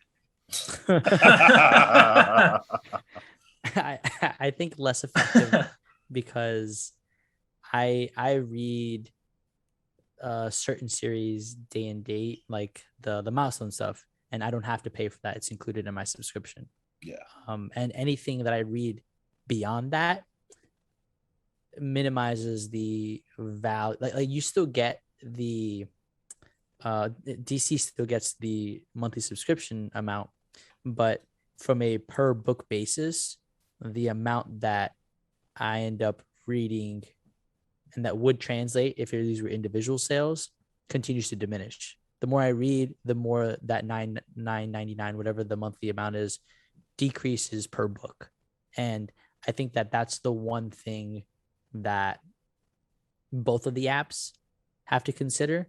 And if people are content with getting the content and we keep the subscription, cool, that's fine. You have that consistent revenue stream versus the me needing to buy Swamp Thing separately because I want to read it the day that it drops versus it being on the app. And both apps have that exclusion.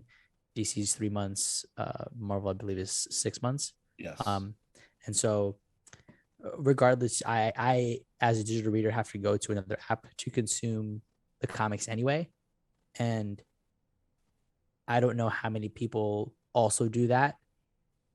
I'm going to assume that it's a larger majority than just having the app and reading it to catch up.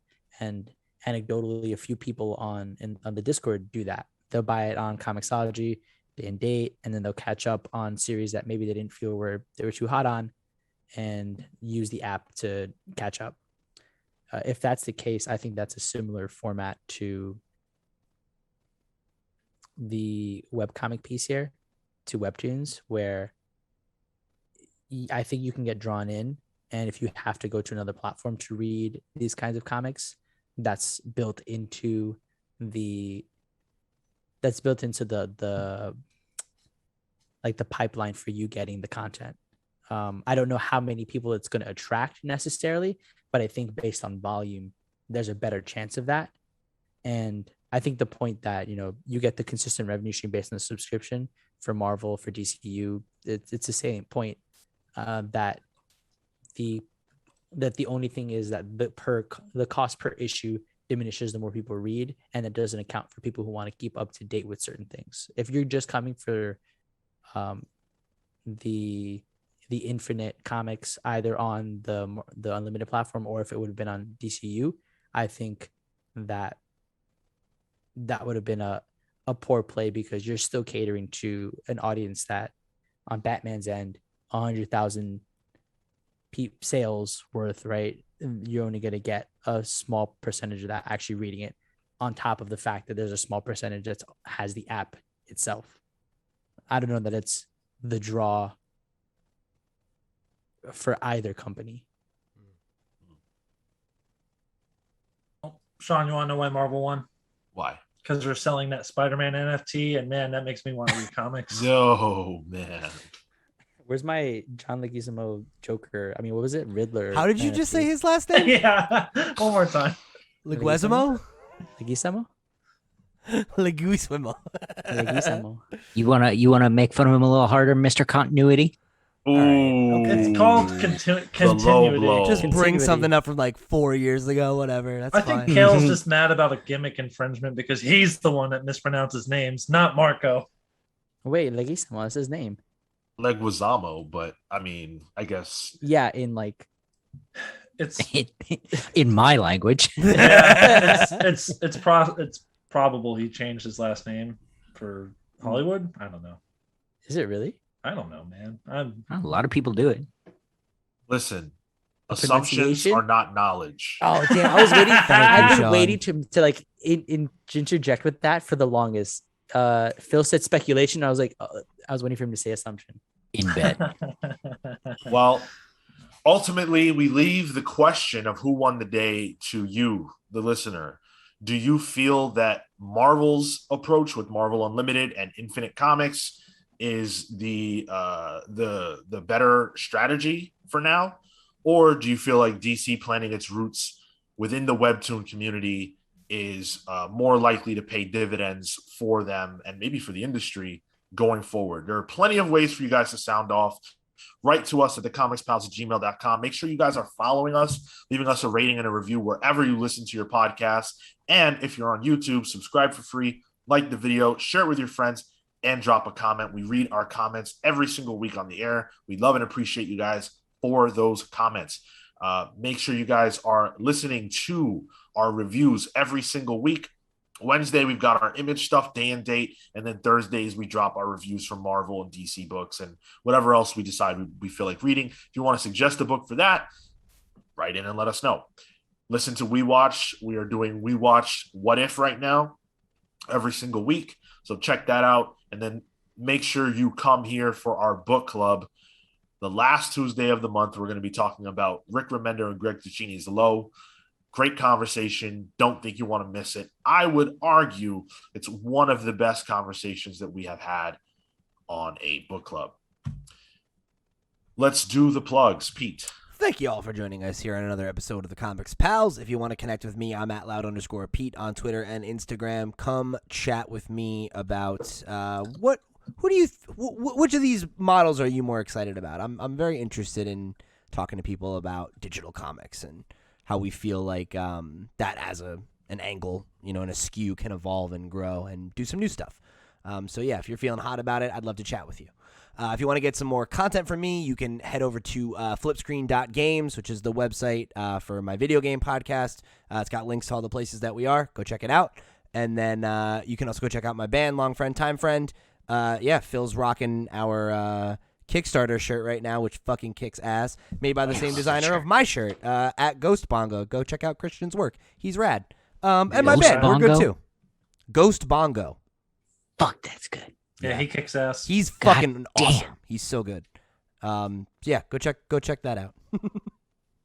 Wish I was cool like that. Me too. Fuck. Yeah. Ghost Bongo. Maybe Well- one day, Kel.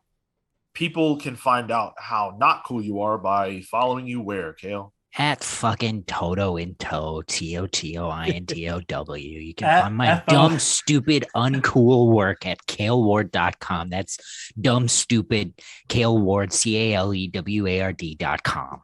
That's at fucking Toto and Toe, not That's at Toto right. and Toe. Toto in Tow was taken. Jar Jar?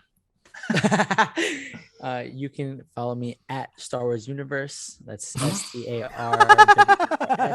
Universe. Mr. Marco Yusa Inamoto. can follow him. Mr. Marco Inamoto on Instagram and Twitter. I did want to shout out Nate B. Wells. He is a previous collaborator of mine. We did a short 2-page comic. He has a Kickstarter right now. His art is dope. Go check it out, Heartland Blood. And you can follow him on Instagram, Nate B. Wells _art. Dope stuff. And he's a good person. Really cool guy. Other than that, tell me why Jar Jar Binks won both the Clone Wars and the Webtoon Wars. Also, tweet the prayer emoji at Mr. Marco Inamoto. I won't say why. It's just Marco could use all the good vibes. Yeah, you I can could get use right now. all the support. You Yeah. know, if you have Raise your hands like you're giving energy to the spirit bomb for my boy. How about you, Phil?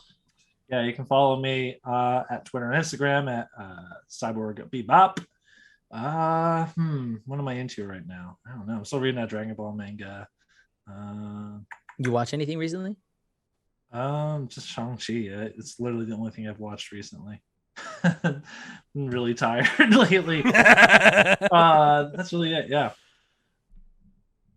As for me, you can follow me on Twitter and Instagram only at Sean Soapbox. Hit me up to talk about the crazy trailers we got from the PlayStation event that happened this past week. Oh, yeah. I'm a huge fan of God of War, and Knights of the Old Republic's my favorite game.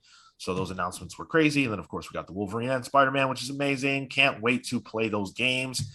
Still always thinking about comics, so write in and talk to me about your favorite books right now, and whether you plan on getting a Marvel Unlimited subscription or checking out the Batman Webtoons stuff. With that, we are the Comics Pals signing off. Take care, guys. See you next week. Thanks, Face Clan. Without your help, I couldn't have won at Rocket League. What are you doing putting those hoods on now, Face Clan? Oh my. Whoa.